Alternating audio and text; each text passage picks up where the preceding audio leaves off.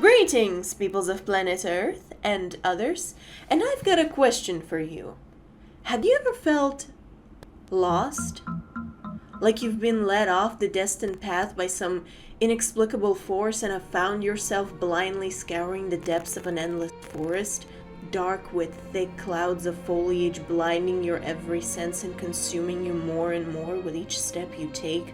The track of time is escaping your grip, your breath has weakened, your limbs are going numb from the race, and yet you keep depending on that same force that got you lost in the first place to keep driving you through it all.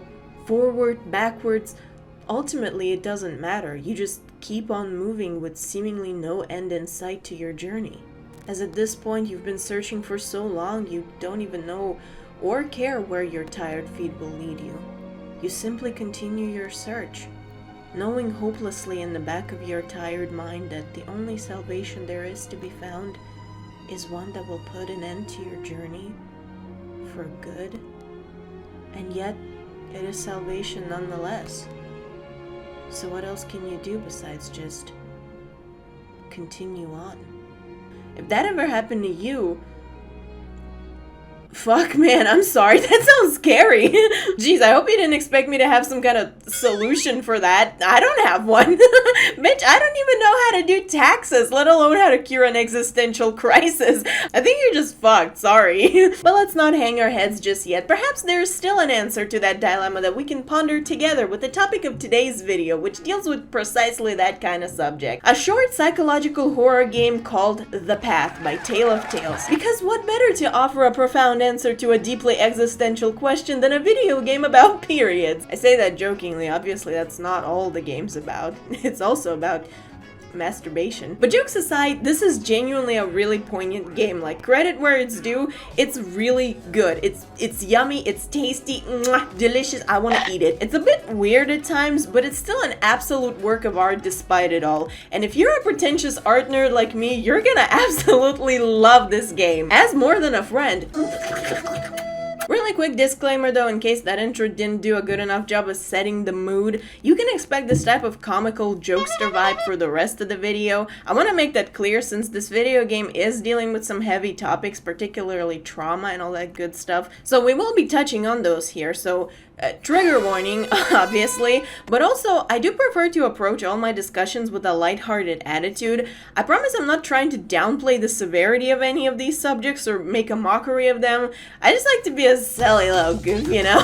If you don't vibe with that and you prefer a more serious take on this game, I can direct your attention to some other really great videos about it. But if you do vibe with that, then get comfy, baby. This is gonna be a long ass video. Which is also why you'll be seeing more of my face here instead of my avatar little creature. I'm sorry about that. I love them just as much as you do, if not more. But I need something to use as footage, and I only have like 1,200 stills of them, so that's not enough. Now really quick before we get into it, I would just like to preemptively apologize. This is my first YouTuber apology about the inconsistent gameplay quality you're gonna get for this game. I started recording this game with default graphics settings before I realized that putting them on lowest actually makes it look so much better. So I tried re-recording it all, but I couldn't get some of the footage I needed, so you're gonna be treated to some blurry ass quality every now and then, okay? Just think of it as a nice little treat to make you appreciate the good parts better, alright? But with that said, let's go ahead and ramble about The Path.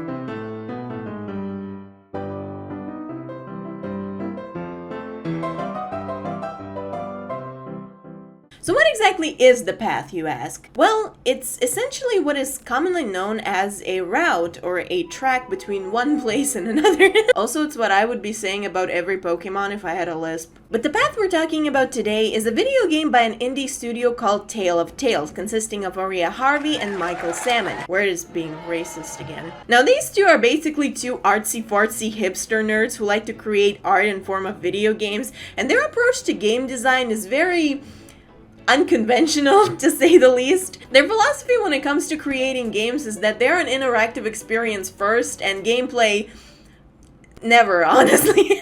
Like, based off of what I've seen, all of their gameplay is usually very rudimentary and lackluster at best. It's always very slow and repetitive, focusing most on the atmosphere. So it's basically the gaming equivalent to fishing in real life. Like, you can only enjoy that experience if you intrinsically enjoy the atmosphere that comes with the process, or if you're just using it as an excuse to get absolutely hammered to substitute for the lack of fun. That is not to say that Tale of Tales games are bad. They definitely have their own special charm, and this is most true for The Path, My Beloved, which is largely regarded as their most popular and successful game ever, for good reasons. Like, this game absolutely slaps. It spanks. It's... That doesn't mean that being slow and repetitive isn't a crime that The Path is guilty of. It is very much all that and more. It's weird, it's unconventional, it's very hard to follow despite how straight the actual path is, and those qualities are the likely reason behind this game's status as a rather niche piece of artwork despite being the most popular Tale of Tales title. Not everyone has the patience or the snobbishness required to really understand and enjoy this game,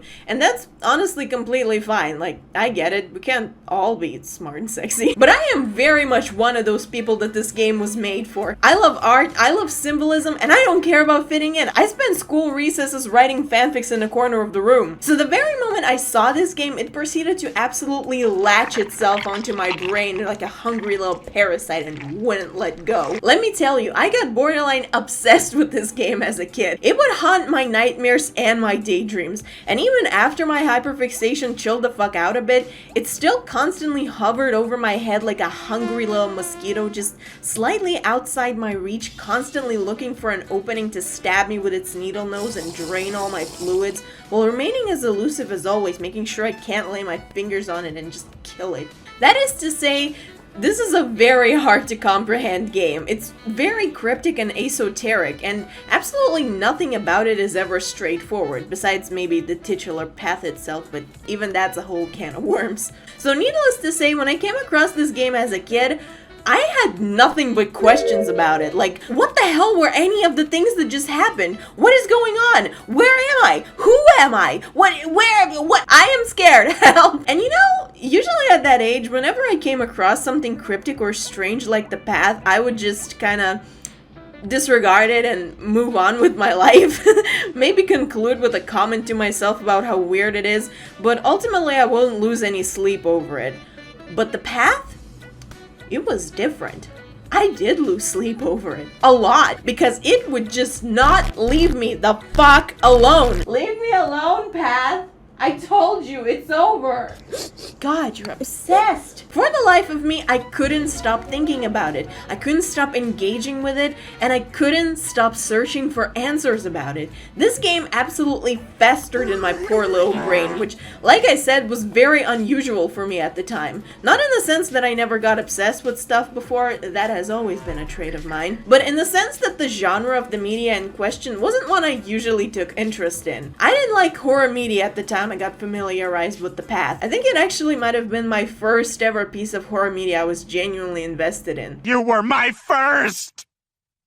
So needless to say, my interest in this game was honestly very unusual at the time. Quite frankly, I don't think I had the frontal lobe or balls developed enough to really handle horror media at the time, so I was definitely left fearing this game way more than I would have liked, despite how much I was also fascinated by it. It's funny because honestly, this game isn't even that scary on the surface. It's freaky and it's weird, but it's not scary like Taxes, for example. Now that's scary, man. Oof. My interest in this game as a kid was honestly really funny because I was both scared shitless by it, which is usually cause for me to stay the fuck away from something, but I couldn't help but engage with it despite it all, which didn't lead to anything good, by the way. I just got freaked out more and more. And I'm not like a freak or anything who's into some weird adrenaline rush, so I don't know what the hell that was even about. Why was I so drawn to it, man? What about it was just so magnetizing? My only guess is maybe I tried to engage with it to understand it better,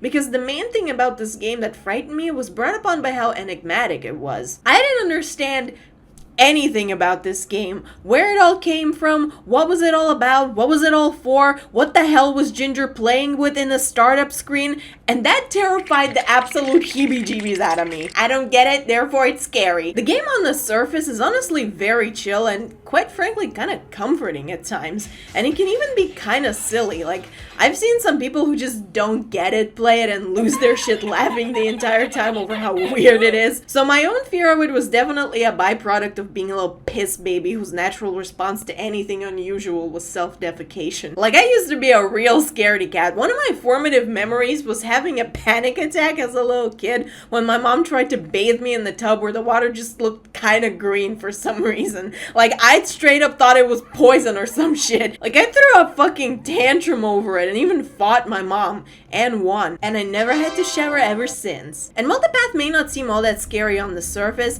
it always gave me the feeling of something bigger and scarier being concealed underneath. It was like staring at the surface of the ocean.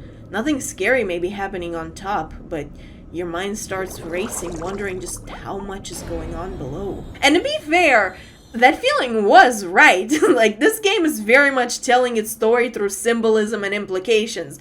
But that's not exactly what frightened me as a kid. It wasn't the dark story it told, it was the possibility of it having a jump scare. Yeah, as a kid, as it is likely case for most of us, the scariest thing to me was a goddamn jump scare. A creepy face plastered all over the screen accompanied with a loud screaming was peak horror material for me back then. That also paired up with my sound sensitivity where loud noises straight up give me panic attacks, and given the fact that most jump scares are ear-piercingly loud on purpose, made it really hard for me to appreciate them at all. Like, I used to think they were pure evil. I'm definitely more tolerant towards jump scares now. Like, I'm not against them, but I don't support them. Because for one, I understand that the creepy face isn't real and it's not gonna bite my ankles. And two, I know what the comfortable volume for me is, so I'm better at handling them. But back then, a jump scare was the bane of my goddamn existence. I don't remember having friends who ever tried to prank me with a jump scare video as a kid, but I'm very certain that if I did, I would not have those friends anymore, because I would not see it as a lighthearted prank. I'd see it as an attempt on my life. Now, the path doesn't have any jump scares, not intentionally that is. Its horror elements come entirely from the frightening implications in its story and the atmosphere that it creates with its environments and sound design. And really quick, I gotta talk about the sound design for this game because it's honestly probably the most iconic thing about it. Like, it's straight up mesmerizing to listen to. She's an icon, she's a legend, and she is the moment. It's so damn good. I want to take a bath in it. It's eerie, it's bizarre, it's very atmospheric, and paired up with the game's symbolism, it does such a good job at communicating the story it intends to tell the audience. It is a masterpiece. The people who were responsible for the soundtrack are fucking ate and left no crumbs, man. However, I will admit I did not feel the same way about the soundtrack as a kid. In fact, I felt the complete opposite. I distinctly remember watching other people play this game, and they would always compliment the soundtrack and music as being so beautiful, and that used to piss me off to no end because I didn't think it was beautiful. I thought it was creepy as shit. The music has a somber and melancholy vibe to it, and it often sounds very ghostly and dreadful. Not in a sense that it's bad, but in a sense that it fills you with dread, you know? Its most iconic soundtrack, called the Forest Theme, which plays for the majority of the game, has a very eerie and dark vibe to it.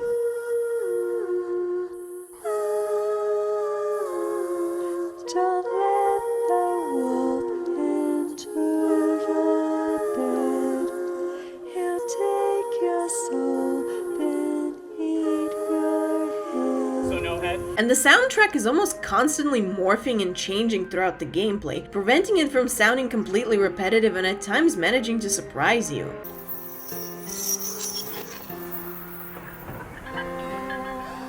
And honestly, the melody is pretty and the singer is absolutely killing this shit, but it's also so damn scary at the same time. It sounds so haunting and esoteric, like a choir of ghosts harmonizing in the quiet graveyard. Pair that up with the fact that the lyrics are very hard to make out, and it almost sounds like it's being sung in a different language, adding to the feeling of mystery and unease it brings. Which it isn't, for the record, it's fucking English. And by the way, the actual lyrics aren't helping it either. Like, wow, that is so ominous. Thanks, I hate it. While the tone of the song sounds calm and peaceful, almost like a lullaby, its lyrics carry a frightening and foreboding message, sounding more like a warning. Juxtaposing a melody that sounds like it's trying to put you to sleep with the text that suggests you gotta sleep with one eye open creates a perfectly unnerving and uncomfortable vibe, which complements the atmosphere and the story of this game perfectly. Like, it's perfect. I honestly don't think this game would be nearly as effective in its horror if it was just completely silent. Like, it definitely would still be dark and ooky spooky, but the music helps to create such a perfectly eerie and mysterious atmosphere. It really makes you feel transported into a fairy tale-like world full of ghostly cryptids and frightening secrets. It's so good, man. I don't know if I have any words left, so I'ma just make a noise. I absolutely hated this music as a kid because it scared me, and now as an adult, I absolutely love it because it scares me. I grew balls, man. I also found this funny thing about the soundtrack. The last few seconds of the song is just a wolf shouting, "And I will eat you!" in this very over-the-top and gremlin-esque voice, which is just so silly. That part actually never plays in the game, and honestly, thanks Saturn for that, because it just sort of breaks the tension that the song sets up. Like, the whole song feels like it's building up to something, and the feeling of unease is amplified with the fact that the payoff never actually comes, leaving you with this never-ending dreadful feeling that persists and keeps you on edge. And so having this part play at the end would deliver that payoff, ironically wrecking the entire atmosphere. There you go. Done. Wrecked. I'm also extra thankful for that, for the fact that I know if I heard this shit as a kid, I would permanently lose the ability to sleep or feel any other emotion besides anxiety, because it would ultimately serve as that dreaded jump scare I was so worried about coming across in this game. Like, yeah, I do find this part to be silly and over the top, but it's still genuinely effective in being creepy. Paired up with the fact that it's only an audio and there's no visuals accompanying it, and that'll make it even scarier to not know where the actual monster is supposed to be. I do have a bit of conflicting feelings on this part. Like, yeah, it's creepy, but at the same time, it's just so damn goofy, I struggle to fully take it seriously. The voice actor sounds like they're really pushing this over-the-top, growly, scary noise, and it even sounds like they're about to hurl at several points during the recording. And I will eat you, and you eat you. Me when I see my garlic bread. I will say though, I do genuinely like this element of the song because it's such a cool juxtaposition between this and the rest of it. The soft melodic singing sounding almost like a fairy tale being read to you, cautiously warning you of the dangers in a loving tone, being concluded with a barely humane monstrous snarl of the beast, creates this dichotomy that really enforces the menace that the song carries. The wolf's growling is no longer a warning, but a threat, a promise of its sinister intentions, confirming the danger that the rest of the song set up. There's no more symbolism in the wolf's lines, no underlying meaning, just pure, open malice. While the song itself may be cryptic, the only thing straightforward about it is the danger that it foreshadows. But it is still very silly and goofy also. And I will enjoy. I also like how deranged the wolf sounds with how it just keeps repeating the lines over and over. It sounds very animalistic and beastly and borders on insanity. It's like it's overtaken by this insatiable hunger for flesh that, despite being able to communicate in a human tongue, will not be reasoned with. Which also makes it extra funny that it's still the most intelligible part of the song. It's very ironic.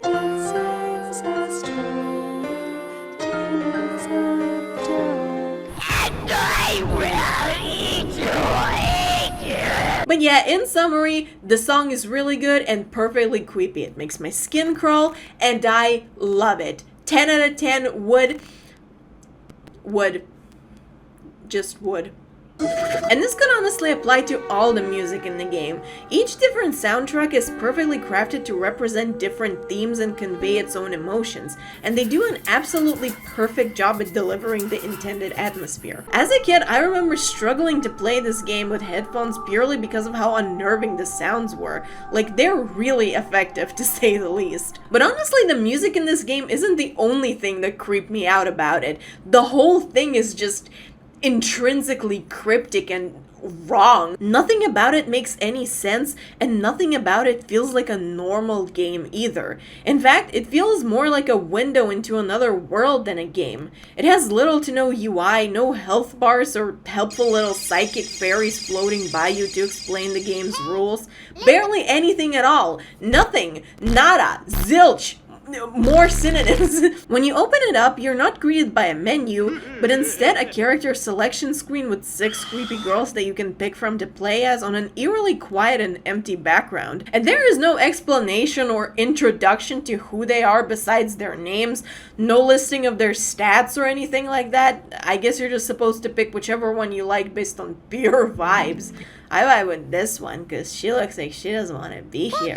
And once you pick one, you're treated to an ominous title screen foreshadowing the titular path but otherwise telling you nothing of use, and then you're just thrusted straight into the game, given absolutely no explanation or backstory, and only one very hard to read direction. Like, seriously, would it kill you to add an outline? And that direction is to go to Grandma's house and to not leave the path. Sounds easy enough, right? Wrong. Oh, that's the wrong phone. Hello? Oh, it's for you. This is where the weirdest thing about this game comes into play, which is that if you behave like a good Christian boy and follow the directions given, you're gonna be treated to a very uneventful and short gameplay section of literally just running down the straight line for a few seconds, walking through a creepy house, and at the end get rewarded with a big, fat, throbbing fail statement. The fuck? I literally did what I was told! That's because the path is a bit of a rebellious experience, you see. To get the taste of the actual story of this game, you're supposed to disregard the only rule the game gives you, and despite your better judgment, head straight into the creepy murder forest in search of some adventure. Or to be more exact, in search of each of the girls' deaths. Dun dun dun. This is by far the weirdest element of this game. In normal games, your path to success is paved with clearly defined directions and rules that you're meant to follow, and getting fucked over by enemies and dying is considered a fail state. But not in the path. Oh no, she's not like other games. In this game, you're not supposed to avoid enemies that you're being hunted by like in a typical horror game.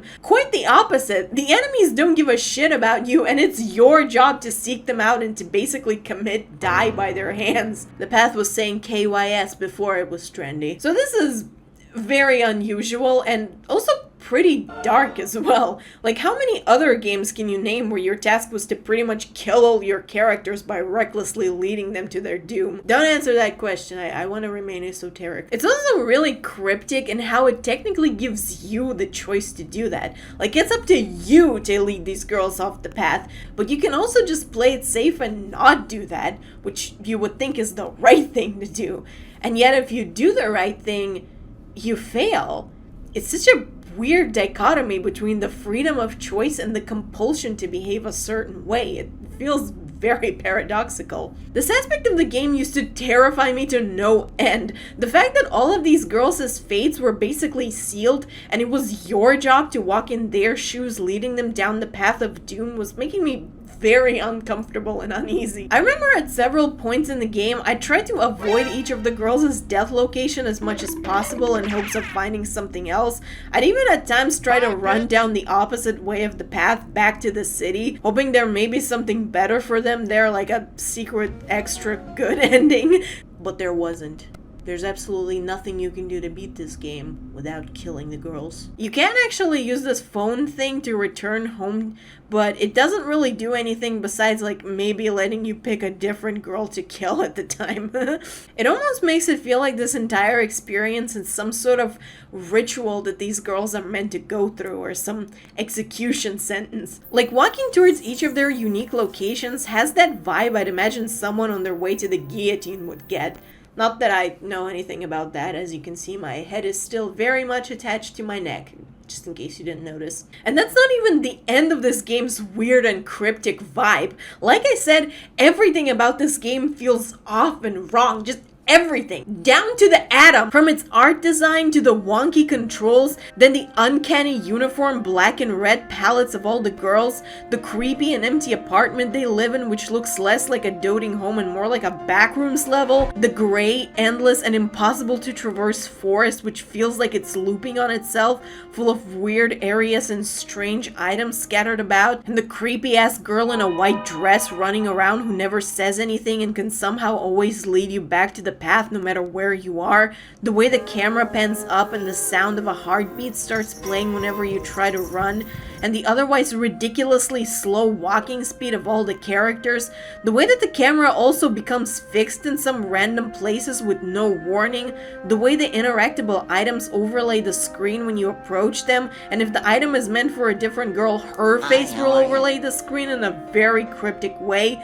And they look even worse if the girl is by that point dead, like, yeah. And top all that delicious bullshit off with the very cryptic and almost poetic writing style of all the girls' inner dialogue, which barely ever sounds natural, and you've got the perfect recipe for an almost dreamlike tumfuckery of an experience. Needless to say, it's a very weird game, man. So this begs the natural question, why the hell is the game like that? And the answer to that question is non-existent, because I don't know, man. But an easier question to answer would be, why does the game expect you to disregard its only rule and kill all of its girls? And well, that's because it's tied to the game's main message, which is that you should kill yourself, which is about the value of negative experiences.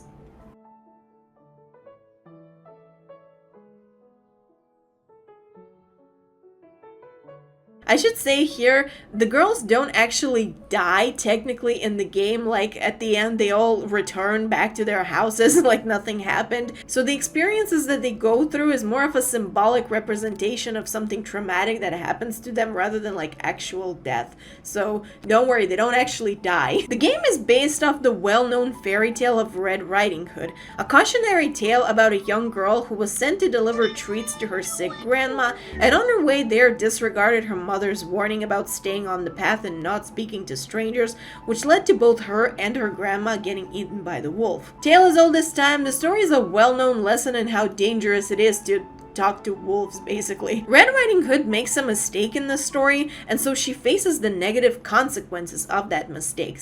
And she is the character that we're meant to make an example of, to look at her behavior as something to not take after. And I'm sure most of us, when hearing about that fairy tale, would imagine an alternative outcome for the story, where Red didn't commit that mistake and did everything right, and thus successfully avoided danger and unlocked the good ending of her story, where everyone's happy and holding hands and singing Kumbaya. However, I'm willing to bet that if the story existed in that version, most of us would agree it wouldn't be as popular as it is, because it would just not be as interesting. The point of Red Riding Hood is that she made a mistake. The value of her story comes in the form of the lesson we can extrapolate from it, and so without it, her story would lose all its meaning. Sure, it would be a happier story, but sometimes a good story doesn't mean a happy one. And this is essentially the idea that the path plays with. It asks, what if you were given the choice to lead Red down the right path and not commit her mistake, do everything right and avoid the danger? And the answer to that question is, well, nothing bad will happen, but ultimately nothing will happen. There won't be anything to write a story about. And for the girl you play as, that would just be it. Another uneventful day in her life, not unlike any other. There will be no There will be no lesson to learn from it, no unique experience to build memories off of, no nothing. However, if you choose to disregard the rule and not play things safely just as did Red in the story, you'll have a story. You'll make new discoveries, open new doors, find new answers, and new questions. You'll have something to look back on, something to write about. something to ponder, and something to help you understand yourself better. In that sense, the path seems to celebrate the original fairy tale and the value it provides. Instead of seeing Red as a silly little fool we're meant to make an example of, it validates her experience as having its own merit. Like, yeah, it's a negative experience, like I imagine getting bored by a wolf wasn't really pleasant, but that still doesn't make it invaluable. I'm sure that we're all used to seeing our experiences as either good or bad, but the path seems to reassure us that even in a quote-unquote bad experience, there is still its own worth, either as a lesson or as a testament for your strength for having gone through it, like a Chad. I have this really uncomfortable memory of my abuser hurting me, and I hate looking back at it because I feel like having that happen to me taints my entire existence. Like, my life isn't perfect, and by extent, I'm not perfect. I'm bruised and I'm scarred, and even if I heal, the memory will forever blemish my mind. But I found that it helps to look at that experience not as a stain on my life, but rather proof that I am stronger than I often feel that I am, that I'm more capable to handle hardship than I may think, that I've gone through all these things, and yet I'm still standing and going strong. Or sitting, and I'm sitting right now. I'm usually almost always sitting. My job as an artist, I always sit. And that's what the path is about. It's about how even the negative experiences in our lives can have their own merit. The game doesn't try to glorify self-destructive behaviors, but it does try to show the value in negative experiences. I can see why someone would think this game can be a tad problematic, but I do assure you, the path doesn't tell you should go and put your hand down the throat of an angry wolf, but rather it tells you that you're gonna get so much more out of life if you don't resort to always playing things safe and be willing to take risks. And that the bad experiences you will inevitably collect throughout your life don't ultimately devalue it altogether. They're just part of it. And like a puzzle piece, it won't be complete without them. Gonna use this as an opportunity to share a little personal anecdote with you. One of my formative memories was that when I tried to smoke as a kid. Yeah, I was like 7 years old, so a wee little lad, and I saw some other kids do it and I wanted to try it. Monkey see, monkey does, I guess. And spoiler alert, it was absolutely horrible.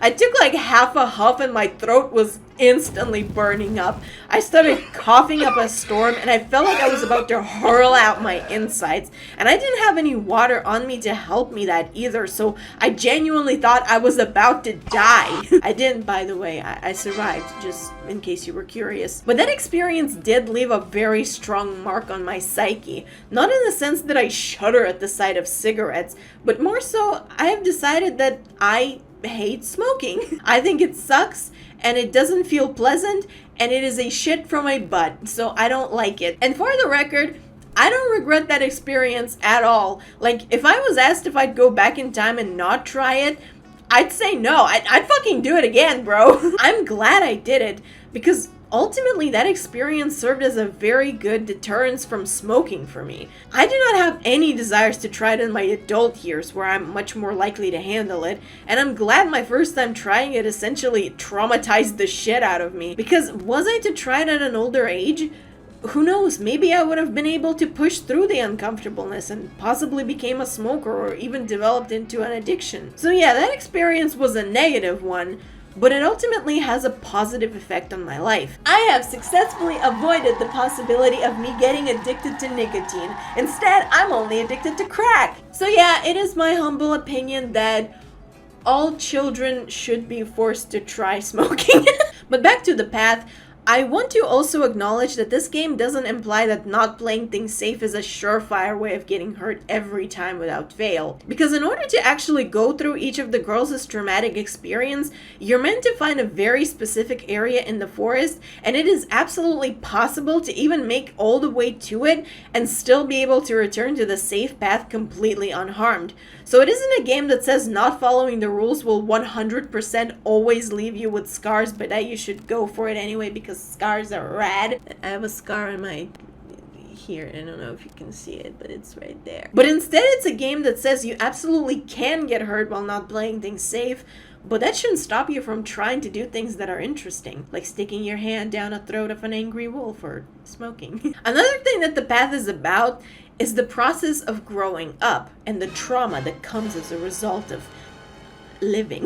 The 6 main characters represent ages from 9 to 19, with each covering a specific formative, usually traumatic experience that can take during each of those ages. Specifically that in the lives of girls, to be exact. While I'm sure that their experiences are something that can be applied to all genders, even the gay ones, the path mainly focuses on themes of womanhood and growing up as a girl, which I don't relate to, by the way. Each of the girls represent the Red Riding Hood herself, with all of their designs heavily featuring the color red, and even their names all being references to the color red as well. You've got Robin, Rose, Ginger, Ruby, Carmen, and lastly Scarlet. Presumably they also have a long-lost 7th sister named Tomato. And each of the girls' harsh experience that they must go through is represented with their specific wolf, which isn't always a wolf, honestly. I'd say like 90% of the time it isn't an actual wolf. And they each meet them once they've traveled off the path and into the dark forest. And that's where the really interesting element of this game comes into play. It's the story that it tells with its characters and the themes it seeks to explore with them. But before we get into the characters, let's take a look at the game loop first to see how the game actually functions.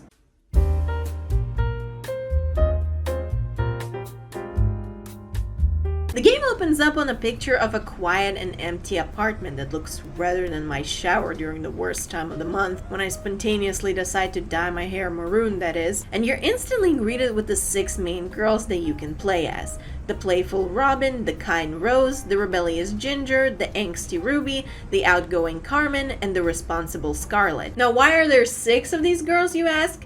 Well, that's actually a very clever symbolism. You see, if you take the number 6 and you flip it upside down, you get a number 9. And if you put those together, you get 96, which is the number of a pose that if these girls' parents engaged with instead of what they actually chose to do would have ensured that they didn't end up with 6 freaking kids. Each of these girls have their own personalities, which is represented subtly through their body language and behavior on the startup screen and in the font of their names that appear on the screen every time you hover your mouse over them. The rest of their personalities can be gleaned from their dialogue and the way they interact with the world during the actual game, but I'll also be using the official sources like the website and their live journal blogs, because yes, they do have those, by the way, and they each offer a really interesting insight into these girls' lives and personalities. Now, while they all have their own unique story to follow, the way they play out is exactly the same every time. Pick a girl, go to the woods, and fucking die. Sounds easy enough, I already do that every day. But yeah, that's the main goal of this game. Take the girls into the woods and kill them off one by one. Doesn't matter which order, it doesn't affect the story at all. You can either go chronologically from youngest to oldest, or vice versa, or be a little chaotic and kill the middle child first. The freedom to choose is all yours. I'm gonna go chronologically though, because I fear if I don't, the Olympic gods will smite me. Now, based on that description, you can bet that the game is incredibly repetitive. And it is. The formula is the exact same each time. You go to the forest, run around for a bit before randomly stumbling onto an area of interest with the girl's specific wolf in it, watch a cutscene of some tomfoolery happen, cut to black, and then wake up by grandma's house looking like you just finished a bender, then go through the special rooms of the house representing the girl's personalized purgatory, and enjoy a quick scene of the after-death flashes hinting at that specific girl's story. Now do that 5 more times and bada bing bada boom, you've won the path. The specifics of this gameplay varies mainly in aesthetics and in regards to how quickly you can traverse the map, as each of the girls have different movement speed. Ironically, the only disabled one is the fastest runner. And also what items you can interact with and what each of the girls' story represent. While every girl can interact with most items, each of them have 3 special ones that unlock secret rooms in a grandma's house and reveal more of their story. So if you want to get the full picture, you'll have to do some scavenger hunts for those items. Now, all of these girlies aren't just dealing with your average wolf, oh no. Each of them symbolizes something different and unique, with many of them not even being intended to be read literally. Because some of them are very supernatural and clearly aren't supposed to be taken at face value. Like, I can believe a skinless misty cloud man hovering above a lake of blood, But an average middle-aged woodsman guy? Fuck no. There's clearly some symbolism going on over here, man. And that's where the really interesting thing about this game comes into play. I feel like I keep saying that. It isn't the gameplay or the mechanics. There are basically none in that regard, as it is mainly a walking sim. Its selling point is in its atmosphere and the story beneath the surface. While you absolutely can read the events of this game literally as 6 girls going into the woods and getting humbled by reality, the story really isn't as interesting with just that kind of reading. Not to mention, it makes no sense in some points, because if the events of this game are meant to be literal, then, what the fuck is this? And what the fuck is this? And what the fuck is this? Also, why did they just return at the end of the game like nothing happened if they're all dead? The fuck's that about? It's very clear that this game isn't meant to be read literally. Even if you really want to, that's just not allowed. Sorry. I know I said you can read it literally, but I lied actually. You can't. And if you do, I'm gonna call the symbolism police on you. The story is also not just handed to you like you're some royalty. You're meant to actively look for it by means of traveling across the forest in search of special items for the girls to interact with to get a better look into their personalities and understand them better, as well as analyzing the meanings of their specific wolves encounter and the way that the grandma's house transforms afterwards. And in my case, overanalyzing their life journal pages as well, because I have an unhealthy obsession with this game. So with all that said, let's go ahead and do exactly that. Overanalyze the ever-living fuck out of this game. Bust out your favorite magnifying glass and let us get a closer look at all of these girls' stories and try and understand what each of them mean.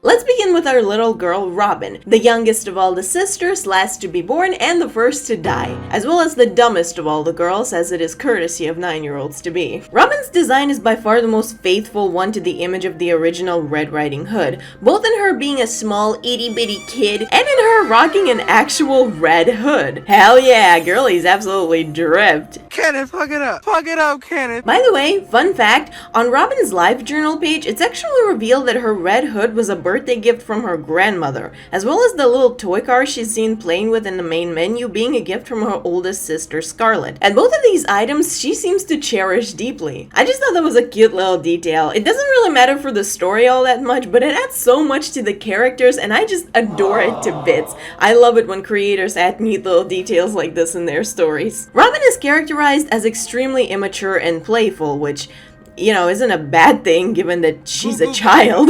She's allowed to do that. But this behavior would soon prove to be her undoing. Cue ominous stinger. Robin enjoys playing around and views everything in life through the lens of a game. Very fitting, she is a video game character after all. And she doesn't seem to take a lot of things seriously, seemingly not having the frontal lobe developed enough to comprehend a lot of things. Her reactions to a lot of the stuff in the game are very whimsical and frolicsome. When she sees a crow, she runs after it trying to catch it, not realizing there's a fucking reason a group of crows is called a murder. When she comes across an old cemetery in the woods, she comments on it likening burying people in the ground to planting flowers, openly admitting she isn't capable of comprehending the true gravity of death. She does seem to be mature enough to realize she is immature though. Good self-awareness there, Robin. But she clearly doesn't realize how tragic and final death truly is, viewing the serious act of burying our death akin to planting a new decoration, clearly not understanding the purpose behind the act. There's also a line in the game suggesting she may not be taking it seriously because she's raised to believe in the afterlife and thus isn't afraid of it. In the graveyard, she can pray at a statue where she'll ask the Lord to make heaven a fun plaque. Okay? Didn't even say please or thank you. Where are your manners, Robin? Illustrating both how her priorities aren't safety or comfort, but instead pleasure, and also how she is so sure she's definitely going to heaven. Won't rule out a possibility that she may not even be aware of hell, cause that would explain her carefree and fearless attitude. And given that there's also evidence of her being a bit sheltered, I also wouldn't rule that out. Her mother is probably one of those parents to tell her pet goldfish just ran away. By the way, when you pray at the statue, the grave actually starts growing flowers from it, potentially visually representing Robin's simile of burying the dead to planting flowers. I don't know if that adds anything to the story, I just thought that was a cool detail. Robin's carefree nature is also illustrated in her reaction to the treasure, commenting that she can buy all the toys she wants with it, clearly not thinking ahead for anything worthwhile like food or investing it, for example. No, she's just ready to blow it all off on Furbies. Girlie's not got a worry in her bone. It's evident that she's a very unbothered kid, growing up with no worries or troubles and seeing the whole world as one big playground, completely unaware of the fact that sometimes playgrounds come with the name Aaron Beauregard attached to them. She just seems to be completely oblivious to the concept of danger. When she finds a dirty, suspicious needle in the forest, she assumes that it's candy, like a dumbass. Like, I'm sorry, what? Robin, no! Not to mention, she's weirdly excited about just picking up and eating random things she finds in the woods. Like, girly pop, what the fuck? Even if that wasn't a goddamn needle, don't just eat shit you find in the forest. That could be literal shit. I also didn't know where to add this, but I love her dialogue when interacting with the shopping cart item in the forest, because it's really funny. Quote, I'm a kid, I'm a little kid, and I play in my little way. Buy me now at discount prices. That is just so freaking funny and adorable. I just love this. She's such a little bab. It reminds me of a dumb joke I'm sure we all love to do when we're shopping with a kid and they sit inside the cart. So you joke that they're one of the purchases you're making. Cha-ching, mini person acquired. By the way, the shopping cart is one of Robin's special items, so I feel that the dialogue she has here is significant to her story. I guess to illustrate that she's for sale. Robin's a sellout. Oh my god.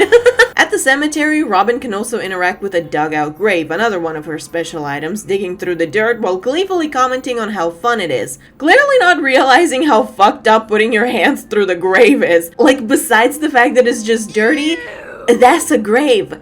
People die in it. Man, look at her go there. Girlie's building a dirt castle here. So yeah, this kid is just very playful in her worldview. When interacting with a bunch of scattered bullets, she focuses on them being pretty, but not acknowledging how dangerous they are, or realizing what bullets scattered on the ground even mean. And her childlike worldview is extended to her interest in the wolves as well. The official website for the game states that wolves are by far her favorite animals. I guess we know what her persona would be. And one of the texts in the game implies she'd love to play with one, referring to it as a big and cuddly thing, and again completely disregarding the wild and carnivorous part of the animal that is equally true. She clearly has a very desensitized view of the world, completely oblivious to all the dangers and threats it holds, and thus basically sees herself as invincible. This could be slightly disproven by her comment about the knife item when she says she needs to be careful with it, implying she at least has some understanding of the item's danger. However, it doesn't fully communicate that she's aware she can get hurt with this. It just sounds like she knows she's not supposed to run around with it, but isn't aware as to why. The why is because you can get fucking-paled, Robin. I get the vibe that she's likely saying this because her mother or sister warned her about not running around with sharp things but didn't explain why. So Robin is following that direction without knowing for sure why it's needed. It's actually really clear from her introduction blurb on the official site that Robin doesn't seem to comprehend the concept of not doing something because it might be dangerous. It says that her mother tells her to stay away from the forest but doesn't explain why, and thus Robin doesn't realize that the forest is an unsafe place. She's actually pretty interested in it, thinking there might be fun stuff going on inside, even acknowledging the presence of wolves, but again, failing to recognize the risk they carry. Granted, wolves don't often attack people unprompted, but they're still wild carnivorous animals that you ought to be careful around. They're also huge, by the way. Like, just in case you don't have a point of reference, wolves are fucking massive. They can absolutely one-shot you if they feel like it, which is the memo that Robin seemed to have completely missed, as the moment she sees a creepy-ass lycanthrope walking around the old cemetery, she instantly runs to play with it. Man, Robin would make a really good horror movie character.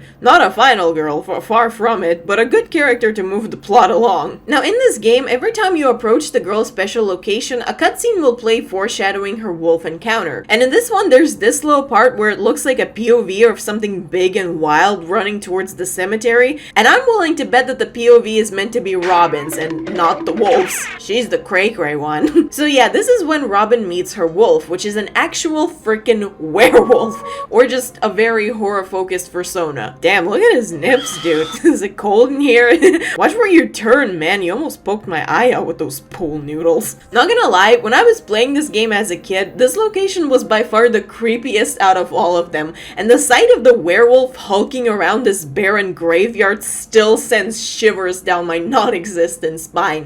Get it? Because I'm spineless. I don't understand how innocent Robin has to be to not immediately shit her pants at the sight of this nightmare. Like, girlie, where's your survival instinct? I don't know how much of our fear is a learned behavior, but I feel like there are definitely things in this life that we should just be instinctively afraid of. This shit's one of them. I have got to commend this wolf design, by the way. It's so damn creepy looking, and its animations are so perfectly eerie. It does have a bit of a goofy vibe to it with how it power walks at times and those nips, but it's still genuinely really frightening and uncomfortable to look at him. Or her. Sorry, didn't mean to assign labels there. Girls can be freakish monsters with giant nips too. Girls can do anything. The werewolf also has a bit of a supernatural vibe to it, you know, not just due to being a werewolf. It almost looks like it's made of shadows, and you can even see little particles coming off of him.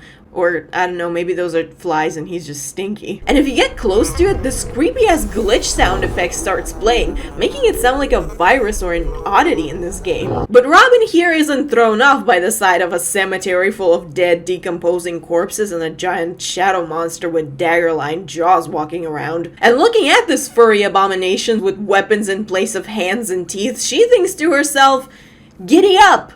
Yeehaw!" I want to be a cowboy, baby. Robin might have played one Minecraft too many, and now she thinks this is how you tame wild animals. And y'all saying video games aren't rotting kids' brains, but then they go out and try to ride wolves. I honestly think it's really funny that Robin's encounter with the wolf isn't just stumbling upon a wild animal that attacks her, and instead it's one where she's technically the one attacking the animal. Like, the wolf is just chilling. He's not even slightly interested in Robin. In fact, at several points it looks like he's trying to get away from her. Dude's just walking around doing his shit. He honestly kind of looks like me when I'm maladaptive daydreaming while pacing around my room. He's probably busy writing a book in his head and imagining his OCs kissing when suddenly this feral child comes out of nowhere and proceeds to ride him like the last merry-go-round in the world. All I'm saying is the wolf is the real victim in this scenario. There's only one thing worse than a werewolf.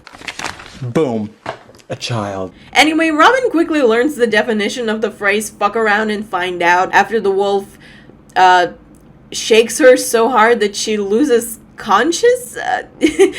Yeah, I'm not gonna lie, I don't know what happened here. Like, she kind of just conks out of nowhere after being shaken up a bit. Like, what the heck was that? Did she just get suddenly tired from holding on? Actually, nah, she kind of looks fine there now. False alarm, I guess. She's all fine. All Gucci. The wolf then climbs onto the little hill on top of the cemetery, pulls his iconic howl, and we cut to the site of Robin by Grandma's house, post-presumable mauling. Oof, I guess false alarm on that false alarm. She's not looking Gucci at all. This is actually a theme in all of the girls' playthroughs. We never see what exactly leads to them getting all mangled up by the Grandma's house. We just get a quick cutscene hinting towards what happened, and then we're made to fill in the blanks ourselves. So I guess what happened with Robin here is, well, obviously, the wolf did what any normal wild animal would do in a situation of being approached by an unaccompanied child, and proceeded to deliver her to the house of her nearest family member, lest she gets hurt while playing around in the woods. Good job, honestly. The wolf's a real upstanding fellow, it seems. Robin, however, doesn't seem too good after all that. We can only assume the ride was particularly bumpy, and so with no more pep in her step and a pathetically snail-like pace, she makes her way into the Grandma's house, where her personalized purgatory is awaiting her. Not gonna lie, the section is very slow and also very unnerving. The sight of Robin looking weak with her head hung to the side, her hood down and barely able to walk is very grim, to say the least. She's stumbling forward like a zombie, no longer walking with her cheerful energy, almost as if she's already dead, but some kind of supernatural power is still compelling her forward. Grandma's house isn't looking too good either. Inside, we hear a distorted version of the forest theme playing with a constant loud growling overshadowing the song. The furniture around the place is tipped over with claw marks lining the doors, and the entire place is bathed in a cold indigo light, almost like it's being lit up by the moon. It would seem that the wolf has made it in before us and already engaged in some redecorating. Gotta say, I don't hate it. I do see the vision. I'm getting some strong Tim Burton's Nightmare Before Christmas vibes, so yeah, Very nice, very lovely. Now, I will admit, these sections have always been particularly creepy to me as a kid, because this was the point during which I was most expecting that freaking jump scare. During the movement inside the house, it switches to a first-person perspective. You get placed on rails and only able to move in short bursts by pressing a random key. Every time you move forward, your character stops after a bit, prompting you to not only keep pressing further, but also to brace yourself for anything popping up, especially during any turns, since you're not able to look around either. The house is also completely empty and absolutely huge, and it feels oddly alive, with doors opening on their own, furniture moving, everything is constantly transforming and changing as if by magic. It really doesn't seem like the actual house of our dear grandma as much as literal nightmare coming to life. Also, the shots where you see your character's shadow on the walls are particularly creepy. Like, the way they just stand there almost lifeless is just...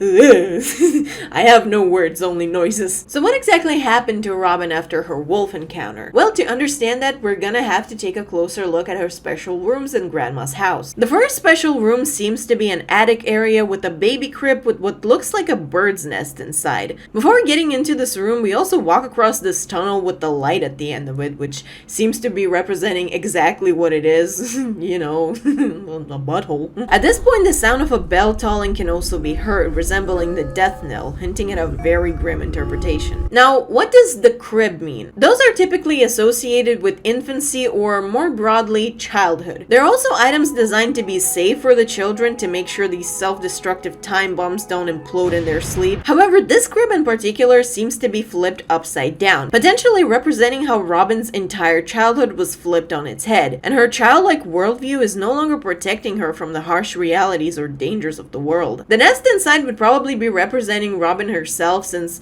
you know, Robin's a bird.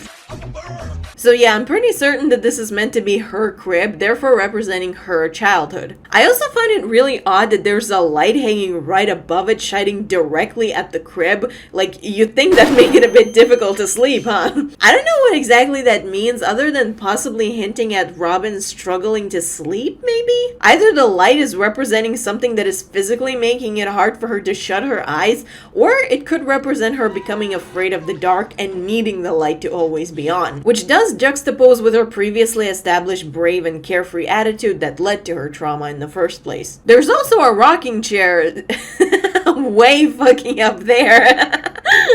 Goddamn, Grandma's gonna have to do some rock climbing, which is contrasted with the crib. The crib and rocking chair are commonly associated with babies and old people respectively, and I don't think that parallel was unintentional, given that the next room seems to be a birthday party area.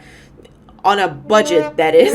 Like, wow, you can really feel the festive vibe. Who did the decorations? Oscar the Grouch? Birthdays are most associated with the process of growing up. It's often seen as a celebration of lasting another year through your life, but to some people, it's also a very bitter and frightening reminder of their own mortality and the fact that they're growing older and their youth is slipping away. In that sense, birthdays almost have this paradoxical reputation, being both a cause for celebration and a stark reminder of the scariest part of life, that being that it is finite. This paradox almost seems to be demonstrated with this room, with how sad and empty the supposed party is looking, with only 5 chairs potentially representing Robin's sisters, implying she doesn't have any other friends besides them. And this sad-looking cake with 3 candles and only 1 being lit. Although I could be stretching that interpretation a bit there, seeing as empty rooms seems to be this game's forte. I'm also not sure what exactly the candles on the cake mean, but there is a tradition of blowing out candles on your birthday while making a wish, and it is believed that if it takes more than 1 breath to blow out the candles, the wish will not come true. So this could potentially symbolize a loss of magic from Robin's life, like her belief in her dreams being able to come to life leaving her, as her childlike sense of whimsy was shattered and all that was left is a cruel and bitter reality. Or it could symbolize her losing strength and being physically unable to blow all the candles out, like maybe the experience made her weaker or left her with lifelong injuries. Or it could mean absolutely nothing, and I am a dingus for reading so deep into it. I also like the detail of the wallpaper in this room having birds on it. Robin seems to be heavily associated with birds, specifically the robin itself, because Duh. Her fate in the game even being seemingly foreshadowed by a dead bird she finds in the cemetery. She even comments about it, reassuring that the dead bird is in fact not her. So birds and robins seem to be intrinsically linked. While birds themselves often represent freedom, robins specifically represent life and new beginnings, which does fit Robin as this young and childlike person with her whole life ahead of her. I say child like she's literally a child, a literal child. But in a more literal sense, robins are also very small birds who often fall prey to other animals or even larger birds. Even fucking squirrels sometimes, man. Robins have it bad. And in that sense, Robin herself is a very helpless little girl, having seemingly all the freedom to figuratively fly away, but seldom capable of doing anything besides that to really defend herself from danger. I again don't know if that parallel between Robin and Robins were intentional, but you know, the subtext is there. After the birthday room, we travel through this elongated hallway and make it into Robin's final room, a bedroom with the brightly lit moonlight shining through the window, its light almost unnaturally bright, crashing into the room as if the moon itself is reaching down to grab you, potentially representing the memory of the wolf constantly haunting Robin in her sleep after her encounter with it. In the middle, there is a bed with red sheets and what looks like either a body or a pile of pillows under it, and given that this is a horror game, I'm more leaning towards it being the creepier option. And this could indicate death, as oftentimes when someone dies while laying in bed, their body is covered up by the sheets. And right in front of this bed is a freshly dug grave, ominously placed right in front of Robin before she is seemingly pushed into it with a thud. This seems to be pretty clearly representing death itself. Maybe not in the sense that Robin has done kicked the bucket, but more so in the sense that she became aware of death. The shot during which the final messages flash on the screen seems to be positioned from the grave, almost like we're peeking out of it. This could imply that while not dead and buried yet, Robin came extremely close to dying and is now laying on her deathbed looking back at her life, hence the birthday party and the crib also symbolizing that. Perhaps the experience that Robin has gone through made her reevaluate her entire life. What used to feel fun and whimsical became scary and esoteric. She's no longer able to enjoy her life all carefree. Now she has to live with the knowledge that at any moment, her fragile life can end. She's not invulnerable, and her time on Earth is limited. And even if she plays it safe by staying in her nest and never flying, with each passing birthday she inches closer and closer to the inevitable death. Now, what her encounter seems to symbolize in its literal sense is likely that Robin became a victim of a wild animal attack. Perhaps she went into the forest, saw an animal, possibly a wolf, minding its own business, went to play with it, and got severely mauled because that'd be what wild animals do. This seems to be implied both in her wolf encounter cutscene and with the final images that flash by at the end of her grandma house tour. The picture shows several close-up of the wolf's teeth and claws, demonstrating how dangerous it is, and maybe representing how Robin was forced to see this wild animal that she used to view with such childlike innocent perspective as a cute and cuddly thing as the scary, threatening, and potentially deadly creature that it truly is. There's also several shots of Robin's body, legs, and face warped with slashes over them, potentially representing her literal injury at the claws of the animal. And there's also this shot of the wolf biting her hood, which she honestly doesn't seem to mind all that much there. Yeah, it looks like he's slurping it up like some spaghetti there. Given that the red hood was a gift that Robin cherished so much, this image could potentially represent her newly found resentment towards her previously favored animals, despising it for ruining something dear to her, as if the wolf had any understanding of the value it holds and intentionally wanted to hurt her. She no longer sees wolves as potential friends, but as dangerous foes who want to do nothing but cause her pain, seemingly out of pure malice. On one hand, it's a good life lesson to learn that messing with creatures that can kill you is very risky, but on the other hand, switching from one extreme to another isn't exactly all that poggers. You know, wolves aren't inherently bad or good. They just are. They're animals. They don't have morals, and honestly, we can't judge them with our own concept of morality because it just doesn't apply to them. So Robin treating wolves as either friends or foes is inherently wrong of her. I'm not saying that's definitely the lesson that Robin came out with, but it is possible, at least based on her final images, that she has gained a newfound fear of these creatures, if nothing else, pulling a complete 180 on her opinion of them. Now, her wolf could potentially represent something else as well, not necessarily a dangerous wild animal, but instead a dangerous, wild person. Robin does seem to have a very naive view of the world, and that's shown best on her live journal blog, where she exclaims about making a new friend, supposedly the girl in white who she met in the forest, disregarding her older sister's warning about talking to strangers. Gotta love that loophole she found. We didn't talk, so it's fine. This is clearly showing Robin's overly trusting nature. We already established that she likely doesn't comprehend the concept of danger, so it's no stretch to assume she wouldn't have a proper understanding of stranger danger either. And it's likely because she was just never taught about the concept. From what we've seen in her character intro, her mother does tell her to stay away from the forest, but it's also specified that she never says why, warning her kid to stay away from danger without disclosing what that danger is. And her oldest sister seems to have the same approach. She does tell her not to talk to strangers, but doesn't elaborate why, which, as we've seen, ended up leading to Robin assuming that as long as she doesn't converse with them, she's not doing anything wrong. Like, she clearly fails to realize what is the danger that she's meant to avoid. This attitude that Robin's caretakers have is especially noticeable with Scarlett's reply to one of the comments telling Robin about the dangerous werewolves, where she tells them not to scare her little sister. She's clearly not the type of person who'll teach a kid about a boogeyman in hopes of getting them to eat their veggies, instead worrying about the long-term trauma that's gonna leave them with. It's very clear that Robin is growing up in a very sheltered environment that doesn't properly teach her about the very real dangers of the world. She's told to stay safe, but she's never told that there is an alternative to being safe, and she's never shown it either. And there's just no way to really learn about danger. You can tell your kid not to do a thing all you want, but that'll just spark their natural curiosity about why they aren't allowed to do that thing, and might just go ahead and try it anyway just to see what happens. And it's honestly important to let them see the reality from time to time, not in the sense that they should be subjected to violence or pain or be forced to smoke, but in the sense that the truth of the dangers shouldn't be overly sugar-coated for them. It's important to allow kids to stumble and fall on their own so that they can learn how to properly keep their balance. I meant to say balance, goddammit.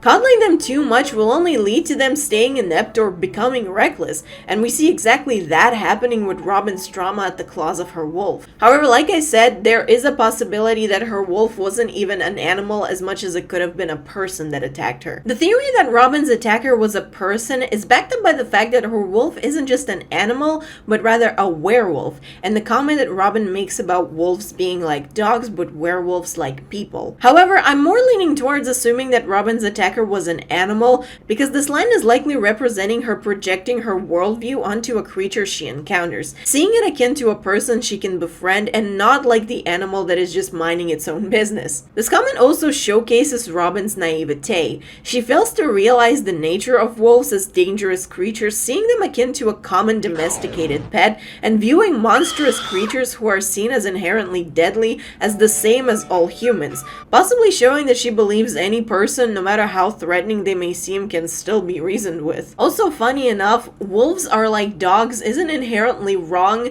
in the sense that dogs are also like wolves, and I think that's another thing that Robin isn't realizing, but dogs can also fuck you up as well. There's a reason why a lot of people use guard dogs, for fuck's sake. Those things can be vicious. But yeah, overall, that's what I think about Robin's story. Her trauma was likely a result of a wild animal attacking her when she came close to it, or potentially a dangerous stranger she made the mistake of trusting. An experience through which she ended up learning about her own mortality and the dangers of the world. She may have also resulted with a dilemma about her life as a whole, reevaluating her whole worldview and becoming fearful of death and growing old and thus meeting it.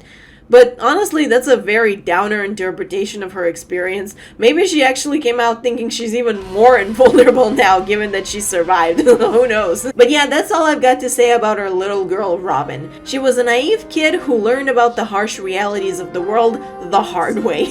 Let's now move ahead and talk about the next sister, Rose. Still is the water green and pink. He'll drag you under with his stick.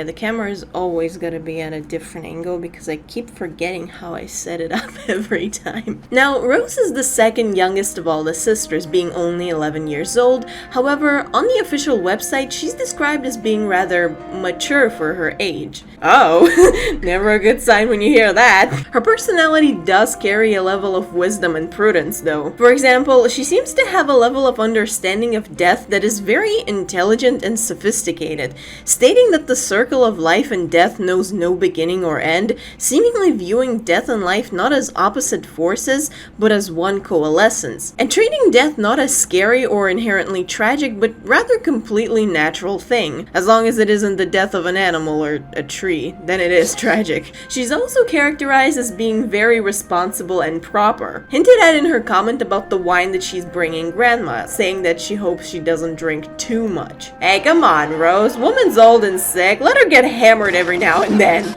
And also her comment about the knife item indicates this as well, as she takes it to make sure nobody gets hurt. How sweet. I guess that was pretty sharp of her. She's just the goodest of the good, always determined to do the right thing and spreading love and kindness to everyone everywhere she goes. Harmony. Peace be upon you. Harmony, bitch. Girlie probably got through Undertale's pacifist route on the first try and then didn't go back to try the other ones. Now, while this attitude is all nice and good, it does seem at odds with her being able to express herself as a normal child, hinting by her comment about dressing up as endangered species every Halloween, implying that she isn't able to see this day as a simple festive holiday to have fun and enjoy some free diabetes, but rather an opportunity to spread awareness about the tragedies of the world, also showing how much she cares about nature specifically, which, you know, that is kind of cute. While this isn't necessarily bad, it does show the disparity between her age and her behavior. Rose is still a very young kid, and yet she's already trying to leave her childhood behind and behave more grown-up and sophisticated, which is not only a bit sad, but doesn't even work that well, because no matter how much she tries to act all grown up, she simply lacks the life experiences needed to build that mentality. She's still a child no matter how hard she tries to not be one, and she's still very naive and oblivious to a lot of things in life, naturally, as she simply can't consider those things due to her age. She does seem to be aware of the general tragedies of the world like poverty and presumably violence, but lacks the understanding of nuances in a lot of these issues and doesn't realize that those are far from the only problems that can exist, or how they can even manifest. This is demonstrated with her reaction to finding a suspicious needle in the forest, yes, that same one that Robin wanted to eat, which thankfully Rose knows better not to do, recognizing the needle for what it is, thank God, but she still doesn't realize that picking up the needle she found in the forest is a very bad idea, as it could be carrying like 18 undiscovered viruses on it. She just thinks it must be someone's medicine and wanting to return it to its owner. This does demonstrate how kind and considerate Rose is, of course, it's very precious of her, but also shows how dumb and ignorant she is as well, as she is completely unaware of the possibility that the item she associates with medicine, aka a good thing, could be used for something more nefarious, like popping kids' balloons or something. That needle could have been used for evil, Rose, it's tainted! One of Rose's special items is a crow. Like a live crow, like I guess one of her special I don't know, it's counted as an item, which she has this internal monologue about describing its feathers as a black dress and stating it has a bitter voice and needing to be taken care of to feel better, which could show how she views everything in the world through a romanticized lens and not realizing that sometimes things in nature aren't exactly all that idealistic. Like a crow doesn't sound like that because it's sick, it's just how it sounds. Honestly, low-key, that's kind of insulting to even say that. If you think a crow sounds bad, wait till you hear a kiwi bird. Just because you as a human interpret something natural as being unappealing, that doesn't make it actually bad or need fixing. And if you really love nature, you gotta be able to accept even the gross parts of it, because it's all gross parts. Nature is as terrifying and disgusting as much as it is beautiful. It really goes to show that Rose's attitude of righteousness really lacks the proper understanding of nuances of the world around her, and thus can make her come across as a bit silly at times. My favorite example of how silly Rose's determination to always do the right thing is when she interacts with the tipped-over shopping cart in the forest. She just picks it back up, like... Good job, girl. You did good. Now, Rose's kindness and compassion is a big part of her personality. She is shown to have a big love for the world around her, basically radiating good vibes out of all her fingertips, and seemingly not having a single hating bone in her tiny little body. Her very first post on her life journal blog is about offering herself as a friend to whoever needs one, and discouraging people from being rude or mean because she doesn't like that! You know, girl's serious when she busts out 2 whole exclamation points. And she seems to have a particular level of love and companionship towards nature specifically. When she finds the woodsman's campsite, she's horrified to realize that trees are getting chopped here, and compares a woodsman to a butcher, clearly seeing trees as a living organism and not seeing the act of chopping them down as anything but cruelty, which swiftly leads to my headcanon for Rose being a vegan. Eat your vegetables! She finds nature beautiful, likes to walk around in the forest even though her mother forbids it, and even her name being Rose is a reference to nature, hot damn. She even has a pet bunny, and holy shit, she is Fluttershy. That is literally Fluttershy Skinsona. But speaking of Rose's pet bunny, she seems to have a lot of love for this little creature. Shown both in the game with her petting it in the startup menu, and further demonstrated with her comment under Robin's birthday post when she apologizes for forgetting about it because her rabbit got sick and she was so focused on taking care of it that she forgot everything else. Relatable behavior for an animal parent, honestly. This really shows how thorough and responsible Rose can be when it comes to things she cares about, getting completely lost in worrying about them to the point of forgetting anything else. I guess this means she doesn't care about Robin as much as she does about her rabbit.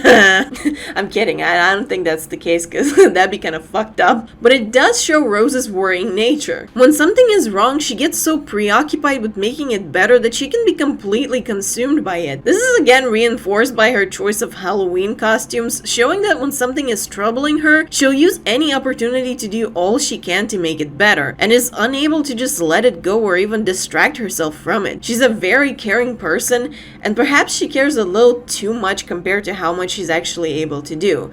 You know, given the whole being a child thing. Rose is also shown to have a very poetic and fairy tale-esque view of the world. She's characterized as a big dreamer, with her head seemingly constantly in the clouds. She dreams about being able to fly, she imagines herself as a bird when she makes music, and she likes to pretend that mist is just clouds that came down to earth, and likes to imagine walking through them as if she's flying amongst the clouds. I wonder how she'll feel if she ever got her hands on a smoke machine. And she also seems to believe that dreaming is an intrinsic quality of everyone's character, illustrated by her comment when she interacts with the well. Quote, "Deep inside, everyone is a dream." If everyone is a dream, does that mean they're always sleeping? Rose is anti-woke confirmed. She also spouts some very romantic perspectives of the world around her, seeing everything as alive and viewing nature and humans not as opposites, but as intrinsically connected. And she herself is not physically a human, as much as a mystical concept. Quote, "Everything is one. My molecules float in all directions. The trees, the clouds, we are all one." We are Venom. Now, some of her views seem to actually contradict one another. She both views everything in the world as being inherently good, but does acknowledge the existence of evil forces. And she seems to treat death as natural, but views it as a tragedy when it does happen. I'm not saying that makes her a hypocrite, it just means that she's really pushing her brain to try and comprehend subjects that she's simply not mature enough to understand. Mainly that everything in life isn't inherently black and white, and she doesn't realize the contradictions in her own beliefs when she views things that way. Not saying that her view on death is particularly wrong, honestly. Like, I bet most of us can accept death as a natural occurrence, but still find it tragic whenever it does happen, especially to those we care about. But this goes to show how complex a lot of things in life can be, and how some stuff can't be inherently described as either good or bad, something that Rose does try to do. And besides all that, there's also a very religious sort of vibe to Rose. She talks about people's souls flying up to the skies after they're buried, without even assuming they passed whatever arbitrary rules needed to actually make it into heaven. Apparently this one also never heard of hell. And her overall goody two-shoes attitude can also hint at her possibly being religious. Even her outfit has a very elegant yet conservative style to it. There's nothing that concretely proves this, of course, but given the fact that Robin also seems to be aware of God, it is likely that these kids are growing up in a religious this household, and that Rose is a particularly big Jesus fan. Boy, she probably has some really conflicting feelings on moral oral. This is actually a pretty common read with Rose's story based on what I've seen, that her trauma is directly connected with her struggle with religion, and I can definitely see why people think that. However, what her story means for sure is very dubious, to say the least. I'm sure you're not surprised to hear this if you've engaged with any discussion of this game. Rose's path is by far the most contentious one, with everyone having readings that are so wildly different from each other, it's actually insane. I've seen people say that her route is about religion, that it's about maladaptive daydreaming, that it's about the complexities of good and bad, and that it's about, I kid you not, masturbation. Yeah, I'm dead ass. Someone actually thought Rose was cranking it. And I have no idea what to believe here, dog. I don't know if I have any concrete theories, because every single one of them seems plausible in their own way. Yes, even the masturbation one. But all of them always seem to leave some things unexplained, so they never seem to apply in full. However, I will still give my best shot to try and understand this bullshit. I'm not promising it's gonna be accurate, but it will be mine. And that's all that matters. So firstly, what is her wolf exactly? I don't know, man. This shit? It's a cloud with limbs? Someone's into jijinkas. Now, Rose encounters this thing floating above the misty lake in the middle of the woods, seemingly having a grand old time. Look at him spin there. Or her. Sorry, women can be esoteric, muscly cloud creatures too. By the way, my first recording of this game, I tried getting a better footage of him spinning, but when I approached it, it would just not move. Like a dick, leaving me standing there staring at it like, Do a flip! bitch, I need footage! Do something to entertain me! That isn't relevant to anything, I just wanted to say that the cloud dude is a dick and I hate him. The cloud wolf looks very mysterious, to say the least. It's some abstract creature of either human or arcane origin, and it's very unclear what it's even doing. It's just floating above the lake and occasionally spinning around, almost like it's teasing Rose in a way, knowing how much she dreams of being able to fly. Like, this thing is almost beckoning her to come closer, like, "Ew, look, Rose, look how much fun I'm having, wee! Bet you're jealous! Come over here, the water's wet." It also looks like he maybe controls the weather, as it looks like at some point he summons rain or lightning. So, that's some supernatural abracadabra bullshit right there. Also, right above where he floats, the lake water turns red. Oh my god, is he Jesus or something? Or maybe he's just on his period. Now here's what happens during Rose's encounter. She approaches the lake where a soft melodic strumming of a guitar is playing, overlaid with a gentle angelic humming and an almost heavenly other humming. Yeah, sorry, I don't know how to describe that sound. It's just... It all sounds completely unthreatening and kind of divine. Almost romantic, really. Like, this is how I imagine the gates of heaven must sound like, which is gonna be the closest I'll ever get to hear that. So the lake doesn't at all seem like a scary or dangerous place, discounting the bad weather. It almost looks like the slice of heaven itself coming down to earth. I guess even in heaven pollution's a problem, because that water looks like Shrek dipped his asshole into it. Rose travels along the coast of this mystical lake and finds a weird little boat with no oars parked by its shore and decides, what the hell, I'm gonna get in it. Who cares if this boat is stable or not, or that it seems borderline uncontrollable. I need to see what that cloud Jesus dude is up to. Now, I want to especially draw attention to the fact that the boat doesn't have oars, and the fact that Rose doesn't even push it into the waters before getting in. It just seems to move on its own as if by magic, or a very well hidden motor. But Rose isn't thrown off by this at all. She has complete trust in this random boat to not lead her anywhere nefarious, letting it carry her all the way towards the cloud wolf. As she approaches close, the lake water gets redder as if it's blood, or even worse, tomato juice. Yeah. I freaking love tomatoes, but I hate tomato juice. That shit tastes like socks. At this point, the music changes to a melody that sounds more like a funeral song, or something that would play at a church, perhaps. I don't know for sure, but I think that's an organ I don't know, I'm not good with instruments, but it does sound a lot like the scary piano thing. And when Rose finally reaches the Cloudman, some ethereal humming can also be heard as well. This is also where we get a closer look at the Cloud Wolf, and I've seen a lot of people postulate that his limbs are covered in blood, but I think it's actually muscles poking through, so the body isn't bloody, it's just skinless, or the skin is transparent. I don't know what that could mean other than it's kind of a visceral image. Once Rose reaches the wolf, she stands up in the boat, the Cloudman T-poses and proceeds to float around her as if he's orbiting her like a planet, and after a bit, Rose herself starts floating as well. Hooray! Her dreams came true! She finally got to fly! Yay! Celebrate good times, come on! Oh. What happened? So yeah, that might have not been a magical and fairy tale encounter as it seemed at first. Rose isn't doing too good after all that. Looks like she got too high and then came crashing down. Make a thinner line next time. By the way, is this a good time to acknowledge that my dumbass didn't realize that you were supposed to press a button for the girls to get up, and so I sat there waiting for longer than I should have. Also, if you noticed, Rose is positioned closer to the house than Robin was, and keep an eye for this pattern going forward with the other girls as well. They seem to be constantly inching closer to it. Rose gets up, but she doesn't look too well, with her head hung low as if she's either eepy or ashamed of something. That's right, Rose, you better think of what you did.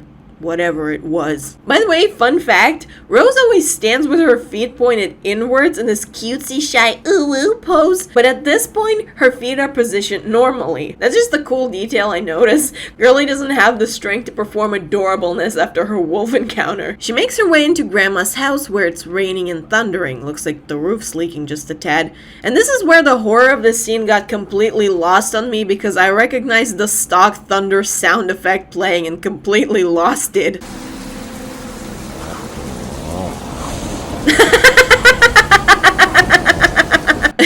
I'm sorry, this is the equivalent of hearing Wilhelm scream in a serious moment. I cannot deal with this shit like an adult. I have a brain of a 12-year-old sitting on a shelf somewhere. Rose walks by a ceiling fan strangely placed on the floor for some reason, so I guess this is a floor fan, and somehow doesn't get sliced into bits before making her way further into the house. This time the house is bathed in a soft white light, almost looking like it's full of clouds or vapor, allowing me to write a joke about Rose vaping.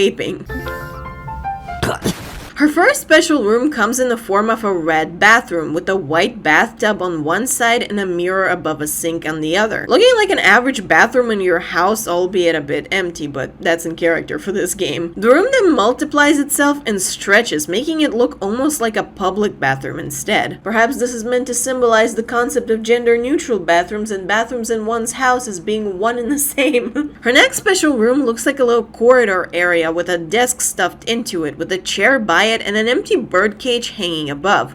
Right next to this room, there's a hall with a bunch of doors, which suddenly starts flooding with swampy water before Rose makes her way inside a greenhouse, completely submerged. I am under the water. Please help me. And after making her way through another long, bright hallway, she reaches her final room of the house, which is full of white clouds and furniture flying around, where Rose herself gets picked up by this mini hurricane and spun around for a bit before falling with a thud. Her final image of the room looks almost like Rose is looking up while lying on the floor, as the series of her final images flash on screen. And if you think those do any help in figuring out what the hell does any of this mean, they don't. Like, what the hell is this? You got yourself a picture of Rose's hand with the cloud around it, perhaps illustrating the cloud wolf pulling her up, I guess. Rose duplicated with her arms spread, looking like she's about to fly, or that she's trying to chase after something while reaching for it. A picture of the cloud wolf looking down with his arms crossed, almost like he knows what you've done and is disappointed in you. Then a picture of Rose looking up so high it almost looks like she's breaking her neck. This could either be her looking up to the cloud wolf or her looking up from beneath the water, but that's unclear. Then another picture of cloud wolf T-posing again from underneath, and Fuck, I don't... What in the fresh Dadaism is this? It looks like the bottom of Rose's dress, maybe, with the red lace there, and her hands, I think? But I have no idea what it's supposed to be. It looks like it's strangely balled up or mangled. My only guess is it meant to represent Rose's injury at the hands of her wolf, giving the white clouds overlaying her dress. Actually, after staring at it for too long, I think this is Rose's body curled up with her hands hugging herself. Like, this is her back right here. Do you see it? Do you see the vision? But I don't know, man.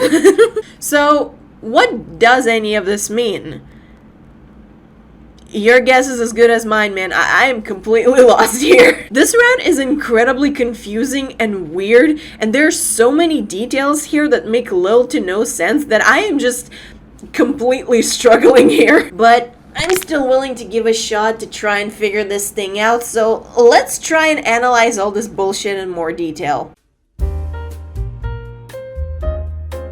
So firstly, what does her wolf encounter represent? It's really hard to tell, honestly, since out of all these encounters, Rose is by far the most abstract one. Even Robin with her werewolf was easier to decipher than this. So what exactly could it mean? I suppose in a more literal sense, and what seems to be the general consensus, is that Rose may have fallen into the lake and either drowned or came close to drowning. I mean, if we're talking about trauma and her encounter happens on a lake, in bad weather no less, it's a pretty obvious conclusion to come to. Like, what is something traumatic that can happen to you on a lake? I'll give you a hint, it's not losing at Marco Polo, that's for sure. So it would honestly seem pretty straightforward to assume it had something to do with drowning. So if that's the case, the Cloud Wolf could then represent weather itself that perhaps Rose saw akin to a person.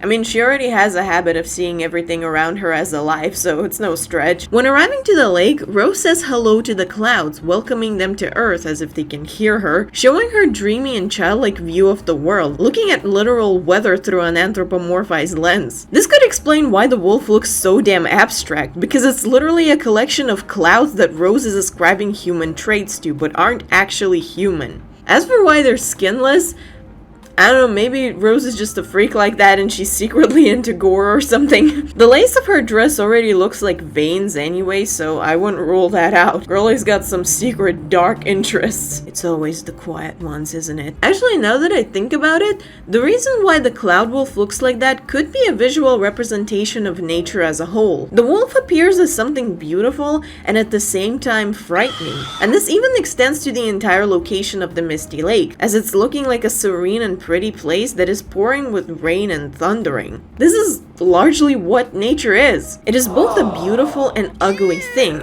and perhaps this encounter is meant to serve as a lesson for Rose to learn that even this lovely thing she loves so much can be quite deadly. However, at first she doesn't see it that way. To her, nature is magnificent and alluring, and when she sees this creepy cloud man, she notices only the parts of him that are beautiful and is naturally drawn to him. Perhaps she even saw this cloud thing as some kind of ethereal being, beckoning her to come closer to it, and so being a good little Christian girl, who is she to deny a deity its call? So she got into the boat and allowed it to carry her all the way towards what she believed was a creature, probably thinking it itself pulled her close. Again, notice that the boat has no oars. Rose isn't controlling it, she's just letting the current carry her wherever it wants, which is in line with the theory about religion, as it could represent her relinquishing control over her life and handing it to some otherworldly or angelic being. I think otherworldly and angelic are synonymous, but whatever. This is a pretty common thing among religious people. The whole trusting the Lord's guidance and not questioning it, letting yourself just float with the current and allowing some other figure above the clouds guide your every move. Religion itself by design implies relinquishing control, as you're literally being made to live your life in accordance to some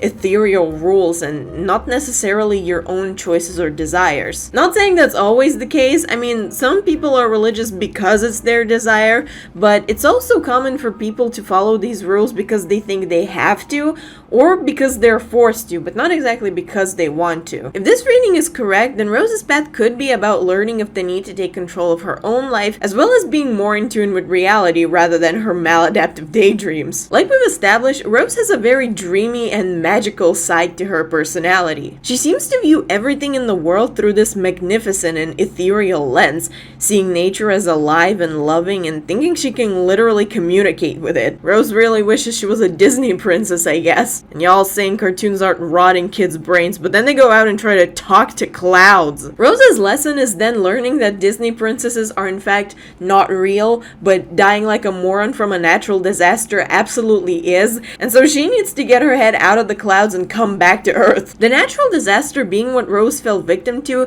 is supported by rain and thunder in her house, and her becoming submerged at some point also supports this theory that she likely drowned. Perhaps Rose didn't believe it was possible to get hurt at the metaphorical hands of something as abstract as nature itself, thinking it's unlikely for something so beautiful to ever be cruel or harm her in any way, especially after how kind she was to it. This combined with her religious beliefs made her trust that her well-being is in the hands of her guardian angels, explaining why she's essentially letting some other power guide her every move and not thinking for herself. I also noticed the cool parallel between Robin's comment about the knife item and Rose's. Robin acknowledges the need to be careful with it, but doesn't really show understanding of it being dangerous. While Rose does bring up the fact that it's an item that can cause harm, but she takes it with the intention of keeping others safe, but not realizing she herself needs to be careful with it as well, showing just how certain she seems to be of her own invulnerability for having the power of God and anime on her side.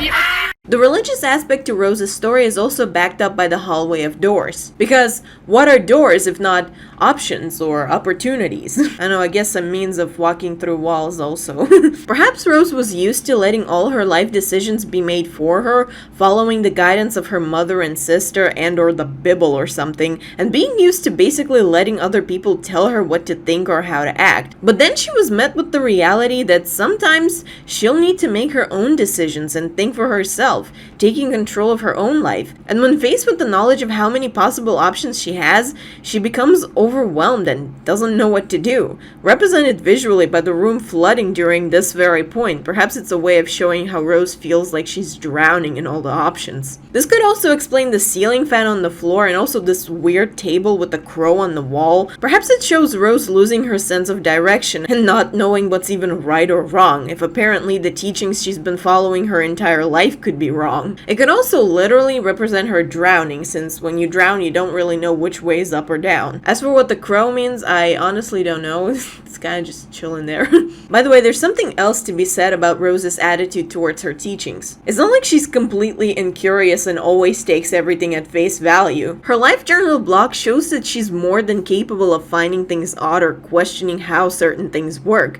However, whenever she tries bringing these questions up to her authority figures, she never gets a proper answer, which could lead to underlying frustrations with the world around her piling up underneath her compliance. Okay, but how does the desk with the birdcage fit into this theory? Firstly, let's look at the birdcage. Rose does compare herself to a bird, like when she's making music on the piano, and her comment about the crow's black dress could also be in turn comparing the bird to herself, linking the two of them together. I guess we know what her persona is as well. She also mentions her desire to have wings and fly on more than one occasion, and even during her wolf encounter, she begins to float at the end, seemingly making her dream come true. It actually seems to be a theme that all of the girls' desires are effectively made real with their wolf encounters. Just like it was with Robin, she had always wanted to play with a wolf, and she got to do exactly that. And the same thing can be said about the other girls as well, although I must omit their details because I haven't gotten to their parts yet, and thus it is not allowed for me to talk about them before that. It is illegal. On the topic of Rose's dream about flying,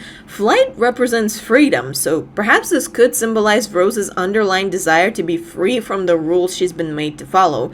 And even though they inform her life, she still feels trapped by them, symbolized by the cage and hinted at by her curious nature. However, I want to note that the bird cage is empty, meaning that the bird got out, which could then represent Rose finally becoming free of her constraints. Hooray! But also foreshadowing an ominous conclusion to her story. Not hooray. Given that if she was living with these constraints her whole life, she's not used to living without them. She couldn't be likened to a domesticated bird in that regard, which usually don't do well with surviving in the wild after they've gotten used to being looked after their whole life. So usually a domesticated bird getting out isn't a story of liberation, but rather that of a possible tragedy. The birdcage is also hung above what looks like a desk for studying. Like it looks like a place someone would do their homework at, with a little chair there too. Perhaps literally symbolizing Rose being trapped by her teachings, and even though she did eventually get out, she effectively lost her sense of direction and doesn't know how to live her life anymore.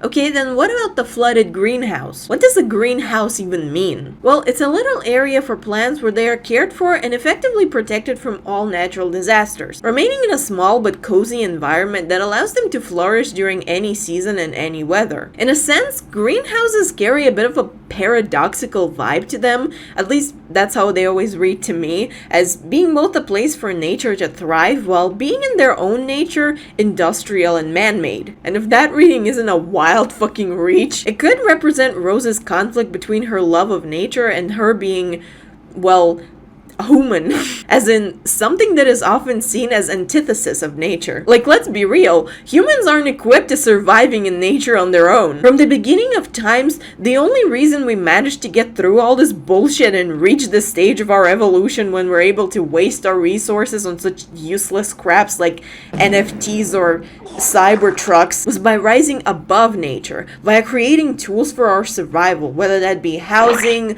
clothing, medicine, or dildos. I know I sure need those to survive. And it is basically in our nature to keep on innovating and ironically pushing us further and further away from actual nature, oftentimes even by destroying it. Although that last thing isn't exactly a human nature as much as it is a billionaire nature. Which, yes, those are in fact not human. They are lizard centipedes. And our girl Rose genuinely loves nature and feels a strong connection with it, as if she and it are one.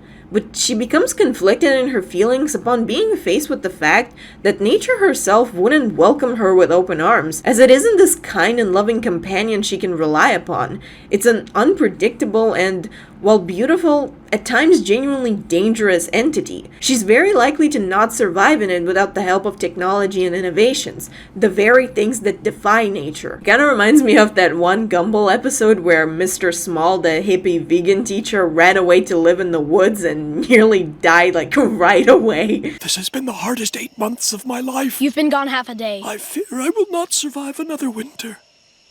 We humans have a tendency to romanticize nature, but without proper tools or abilities, we wouldn't last a day without our laptops or air conditioning or Pokemon cards or dildos. Additionally, the greenhouse being a place of protection from natural disaster but then becoming flooded could represent that protection failing to defend Rose, as whatever it is that was meant to keep her safe wasn't capable to really shield her from disaster, and thus she no longer feels safe. That kind of gives a similar vibe to Robin's flipped crib. Both visualize the break of a protective force, but one being associated with childhood and the other with nature. Or the greenhouse flooding could also represent good intentions leading to bad outcomes. Like, usually water is considered good for plants, but too much of it can just as easily kill it as the lack of water can. So perhaps this would also represent Rose's inability to understand what is right or wrong after realizing that the things she believed were right could still be wrong, and that nothing in life is ever truly as black and white as she thought it was. In the immortal words of, I don't remember his name, good can be bad, and bad can be good, but both are gonna rock it like they know they should. That song has been stuck in my head for days, man. I can't stop watching that little animation. It's so cute. But as for her final room, it seems to support the natural disaster angle, as it literally has a tornado in it, which she herself gets caught in at the end. Perhaps what happened to Rose was she gone to the lake during stormy weather and her dreams of flying came true, literally. And poor old Rose became aware of the fact that flying in real life is way less romantic and far more hectic than she envisioned. So that all seems cut and dry then, right? Rose was a naive little girl who thought herself as mature because she has the teachings of God that she can follow, and she was always determined to do the right thing, as well as always sure she knew exactly what that right thing was, and always happy to follow the guidance of her authority figures, though still feeling a bit constrained by them and at times letting her curiosity slip out. She spent her days dreaming of the mystical and the unknown, enthralled by nature's beauty and enjoying the walk in the woods every now and then, until one day it backfired at her terribly and she was left traumatized during a trip out to the lake. And that experience made her question her faith, and although deep down she was happy to finally have the freedom to take her own flight, she's terrified of not knowing where to let her wings carry her and feels conflicted and lost. So yeah, there we go. That all seems to make sense, right? We figured out Rose's story. Yippee! But what about the red looping bathroom though? What the hell is this about? Huh? This is by far the hardest room to interpret. I have barely a clue on what it could mean. Like, what does a bathroom even represent? Like, cleanliness? Brushing your teeth? Piss and shit? Did Rose get scared so badly she shit herself? Or I don't fucking know, dude. But don't worry, I'm not giving up on this shit. I'm gonna try and figure this out. So let's grab our shovels and keep digging. Now, the bathroom could just be there to reinforce the water motif that is present throughout all of Rose's playthrough. But the pretentious hipster nerd in me is struggling to be satisfied with that conclusion. So let's take a closer look at it. The first thing we notice is that the bathroom is red. And what does red mean exactly? I don't know, man, aesthetics. It's very vibe, you gotta agree. Now, at first I thought this could mean that it's the bathroom at the girls' house, given that red is a pretty common color there, and the way it loops could then represent Rose becoming fearful of anything that has to do with water, and not being able to see a room in her own home as anything other than a creepy and supernatural place. But according to Rose's live journal, their bathroom is white, so that ain't it. Unless this is supposed to be their bathroom still, and the red color symbolizes blood. Like, the bathroom is now stained with the memory of Rose's trauma or something. I've also seen someone theorizing that the red bathroom could represent Rose maturing too quickly because, you know, res and periods, you know. But I personally don't see it. Now, if we look at the bathroom through the lens of it representing cleanliness instead, this could perhaps signify Rose's attempts of washing away her sins, so to speak. We already know that Rose is the goodest of the good, and she always does what she believes to be the right thing. But perhaps she isn't always able to do that due to the nature of people being prone to making mistakes. And whenever she makes a mistake, it causes her immense anxiety and makes her feel dirty, thus spending copious hours in the bathroom trying to literally scrub herself clean. And that could be what is indicated by the bathroom looping. This could also be represented by the white bathtub, as white is usually seen as the color of purity and innocence and therefore cleanliness, as well as the mirror representing, you know, kind of like self-reflection or something. Rose's imperfections are also hinted by this entry on Rose's live journal blog, where someone asks her if she ever goes into the woods, and she just replies by dodging the question, saying that they're not allowed to go in the woods, which the person even acknowledges that her response doesn't confirm nor deny it, and suggests that Rose may have a rebellious side to her. To which Rose doesn't reply. Perhaps she's able to acknowledge the imperfections in her person, but isn't capable of accepting them, seemingly not even wanting to believe they're there, and wanting to always be good and perfect as she is taught to be. But she can't shake away these imperfections no matter how hard she tries, which leads to her distress. This is again supports the religious aspect, as a lot of the expectations based off of what I've seen are pretty, like, unreasonable for a lot of people. Like, you always have to be the best you can do, and if you aren't like the most perfect you are, you gotta get absolutely fucking brutally punished for your transgressions. And that all further leads to her overcompensating on her kindness, trying to do as much good to make up for all her faults, and that causes her to feeling overwhelmed by her own expectations that she isn't capable of meeting, thus dreaming of becoming free of this burden and being able to just fly away from it all. Goddamn, Rose needs to stop being so relatable. And then to add insult to injury, she learns that even when she does everything she's told,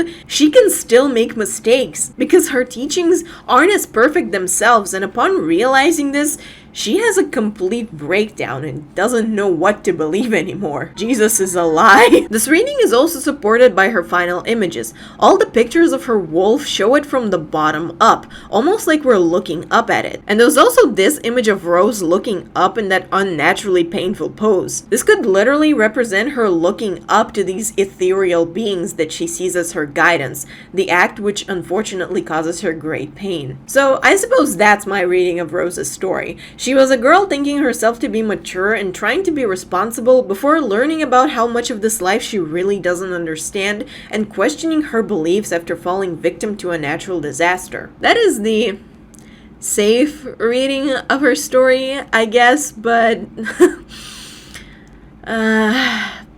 I'm sorry, but I gotta acknowledge the masturbation theory as well.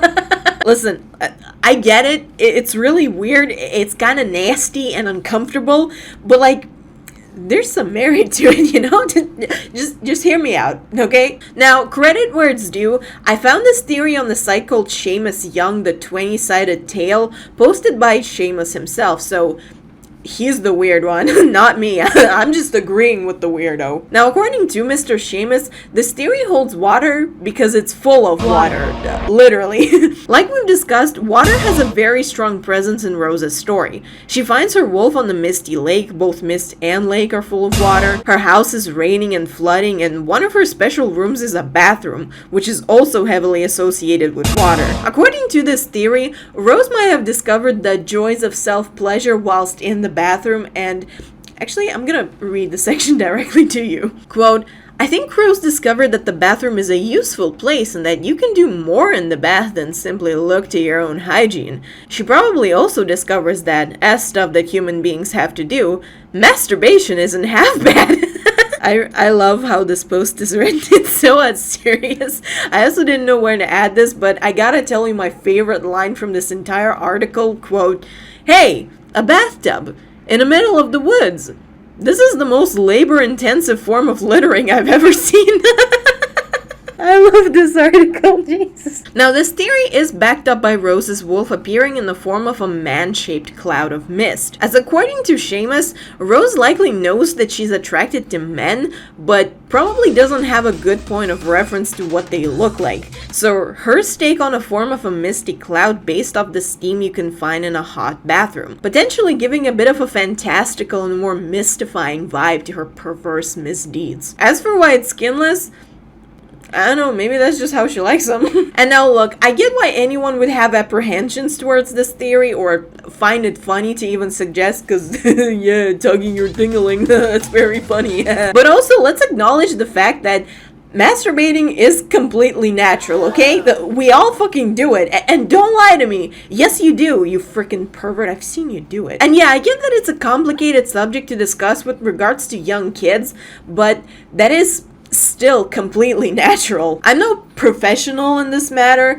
but based off what I do know, sexual maturity doesn't always happen around your teen years. It can occur way sooner than that, speaking from experience. Now, I'm not ruling out the possibility that some kids go through sexual maturity earlier due to sexual trauma, as hypersexuality specifically is a pretty common trauma response to sexual abuse, speaking from experience. But again, based on what I do know, it's not always the case. Bodies are weird. Sometimes they just do that, and that is totally normal and absolutely has a place to be talked about, especially in an art project about growing up, because sexual maturity is a natural part of growing up. It also would explain why Rose's route is so esoteric and abstract, because honestly, this is the best way to handle such a subject in reference to a young kid, that being through the lens of a metaphor, basically leaving only the feelings accompanying the experience and not the actual experience itself in its literal sense. Her pose when she wakes up by Grandma's house also seems to indicate shame, which is a natural response that may come with the discovery of such a thing at a young age. Me when that post-nut clarity hits. And this theory can also go hand in hand with the theory about Rose struggling with her religion, given that religion, particularly Christianity, is often very chaste and sex negative. So it would make sense that a member of that religion would find struggles with their sexuality in relation to their faith, unless it's Satanism or something. I'm not saying I personally subscribe to this theory all that much, as it does leave a few things unexplained, but I do see where it's coming from. But yeah, those are my final thoughts about Rose. She's a very dreamy and esoteric character, and her route is really unclear and hard to decipher. But I think I came to a conclusion that is satisfying to me at the very least. However, I'm not saying that my reading is 100% true and correct and is the right one. I could very well be wrong or stupid, so I do urge you to come to your own conclusions. And if you have any of your own theories, I'll be happy to hear them. And that applies to all the other girls as well. But speaking of the other girls, let's keep going through this forest and move along to the next sister, Ginger. Secrets and gold plates under the wrist.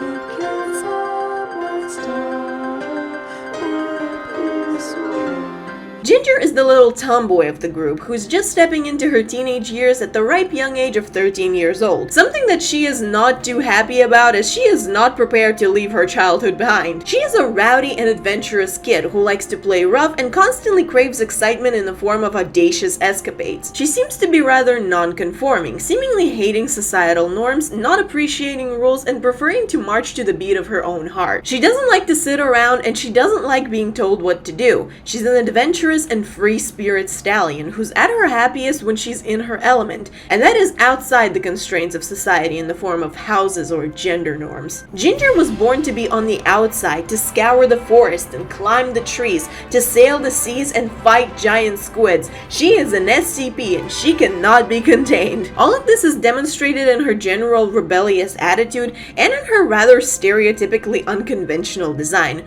rocking a short haircut with some crow feathers in it that she actually likes to collect, a t-shirt and shorts, sick-ass double belts, seemingly handmade bracelets on her wrist and leg, and no shoes on her feet, strutting around barefoot the way God intended. She honestly seems to have some intrinsic aversion to footwear, I swear. Peter, would you mind putting on some shoes? Oh, you mean foot prisons? Yes, I would. When interacting with the boot item, she views it as nothing but a fitting vessel to hold in all the pebbles that she likes to collect, and not as anything that goes on your foot. Not that I would support the idea of putting on a random boot you found in the forest, like, that sounds like the perfect fertilizer to growing some foot fungus. But it's still funny, she doesn't even see it as anything related to footwear.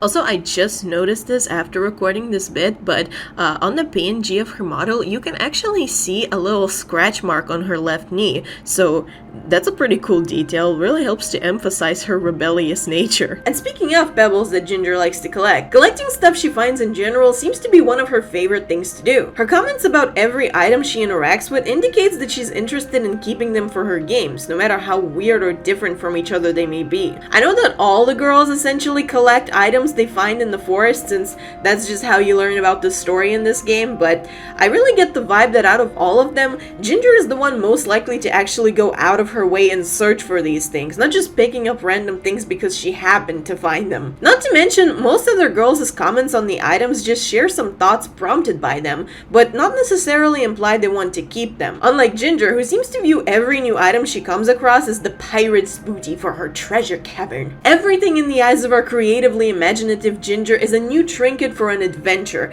Everyone's trash is her treasure. A suspicious needle is a new tool for her lab, an old two-headed teddy bear is her new sidekick, a dusty old record is a frisbee, and a bullet is a potential bomb.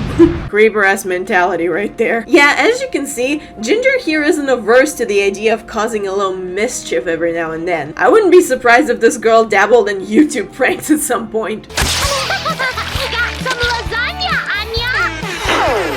Her oldest sister, Scarlett, even comments on her behavior, quote, "I worry about Ginger. One of these days she's gonna get in some serious trouble." Well, you know what Ginger says to that is, "Trouble is a friend, yeah, trouble is a friend of mine." Yeah, Ginger doesn't like to play by the rules, and she doesn't seem all that eager about the idea of having responsibilities either. She talks about running a lot, which could be a symbolism of her literally running away from her duties, and this attitude is backed up by her comment about the bread she brings Grandma. "Guess I have to take this to Grandma's." That's probably how she said it. Side note, I also love her comment about the wine item. She actually seems amused by the idea of seeing her grandma get plastered. That's the first of the 3 girls who had a positive thought on the wine. Hell yeah, you go Ginger, support that alcoholism. Fictional alcoholism, that is. I want to be clear, if you're real life alcoholism, then that is not good. Kids, don't be alcoholism. But yeah, speaking of previous girls, in contrast with specifically Rose, Ginger is a very irresponsible person, and she shows a clear disdain to the idea of her childhood ending, knowing that growing up naturally comes with taking on new responsibilities, and she would much more prefer to stay a carefree kid whose biggest worry is where did she leave her favorite rock, and not like taxes. Oh god, don't get me started. Ginger's biggest life pleasure is being able to stay in her laid-back past, not worrying about her future or caring about anything other than what brings her joy in the moment. And what brings her joy would seem to be all the things that are traditionally not associated with femininity, which is honestly a big fat mood for me. Our girly pop Ginger, or should I say boily pop, actually wrote that in the script. But yeah, Ginger... Boiling pop. Like I said, Ginger is one of them tomboys that the transphobes are apparently really fond of. She's shown to have a strong aversion to being seen as feminine. She dresses and talks like a boy, she walks around with a confident strut like she's got that big dick energy, and she seems to intrinsically dislike anything that is stereotypically associated with girly interests, like keeping a journal or talking about your feelings. Ugh. Honestly, on the surface, she comes across almost as the shallowest character out of all the 6 girls. She seems to be the most emotionally unavailable one, with her emotional maturity being on par with Robin's, who is allowed to be like that given that she's 9, but Ginger at her age is much more likely to be aware of her feelings and therefore be naturally interested in exploring them. But she isn't. All she cares about is running around, climbing trees, and collecting pebbles. Such a simple-minded creature. She truly needs so little out of life. This is demonstrated in her inner dialogue a lot. Unlike a lot of the other girls, Ginger doesn't seem to be spouting any philosophical or dreamy statements, especially when compared to Rose with her cryptic-ass poems, as Ginger is pretty much a polar opposite in that regard. While Rose was this poetic dreamer with her head constantly in the clouds, Ginger is pretty straightforward, and she's always on the ground. Or in a tree, I guess. Most of her dialogue is literally just, whoa, cool, a thing, I love thing, very pog. There's no poetic observations or dramatic statements. All there is just, this is a door. Sometimes it's closed, and sometimes it's open. The only difference is me. I mean, that line right there almost sounds like a parody of a hashtag deep line. Like, she told him she loved him, but he didn't hear because he had AirPods in. However, that doesn't mean there isn't anything to dig into with her. I'll always find something. I am insane. I can definitely extrapolate some deeper meaning out of her statement about the door, for example. She says, quote, "There's always a door, and a door can be open or shut. The difference is me." Now what does that mean, I ask facetiously, as I already know. Well, we've already discussed in Rose's section that doors can represent choices or opportunities. So perhaps this is Ginger spouting some insane wisdom that life is full of opportunities that you either take or miss, and that her specific approach to taking or missing opportunities is by doing the opposite of whatever is intended. The door can either be open or shut, the difference is me, implying that she is the one deciding whether the door stays open or shut, and that with doors that are closed, she'll open them, aka opportunities that she isn't meant to take, she will, and with doors that are open, she will shut them, aka opportunities that she is meant to take, she won't. Rum-tum-tugger-ass mentality. I'm always on the wrong side of every door. This effectively portrays her as someone who goes against the grain and doesn't do what she's supposed to. Although, perhaps it's not as much that she does whatever she wants, as much as she does whatever she believes is the wrong thing to do. Girlie's a rebel. She's a bad boy. Sunglasses emoji.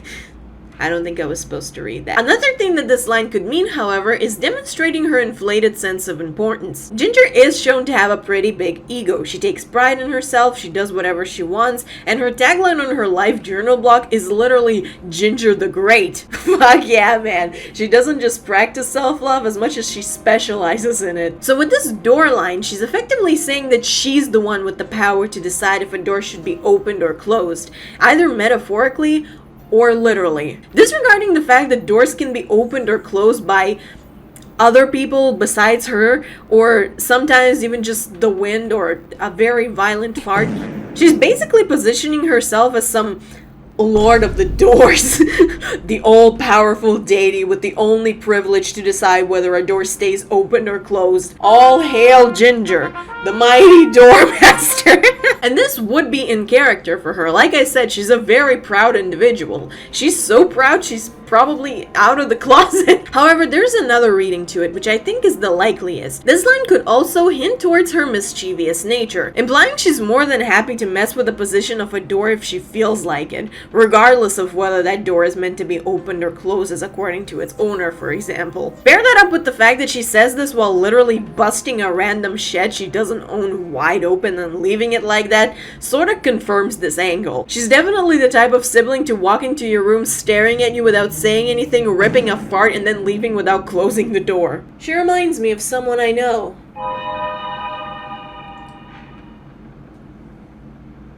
You know who you are. I know that is an insanely deep way to read this one line of dialogue that may just be a joke, but like I said, I am insane. There's this other line by her that is kind of cryptic, which she says sometimes while sitting down. Quote, "There's things that I see that nobody can." Which, girl, what does that mean? That is so weird. What the fuck? What are you saying? Are you psychic? Are you a medium? Are you Melanie Martinez? I don't that is so ominous, man. I would assume that this line is referencing either the fact that her worldview is different from other people's, having thoughts and opinions that others don't share, or that she's just a very imaginative person. She sees beauty in things that others don't, and this is evident in her comment about all the items. Like, most of this stuff is just straight up trash, but Ginger loves all of it. It's all useful toys for her to make stories and go on adventures with, which is honestly kind of cool, I gotta admit.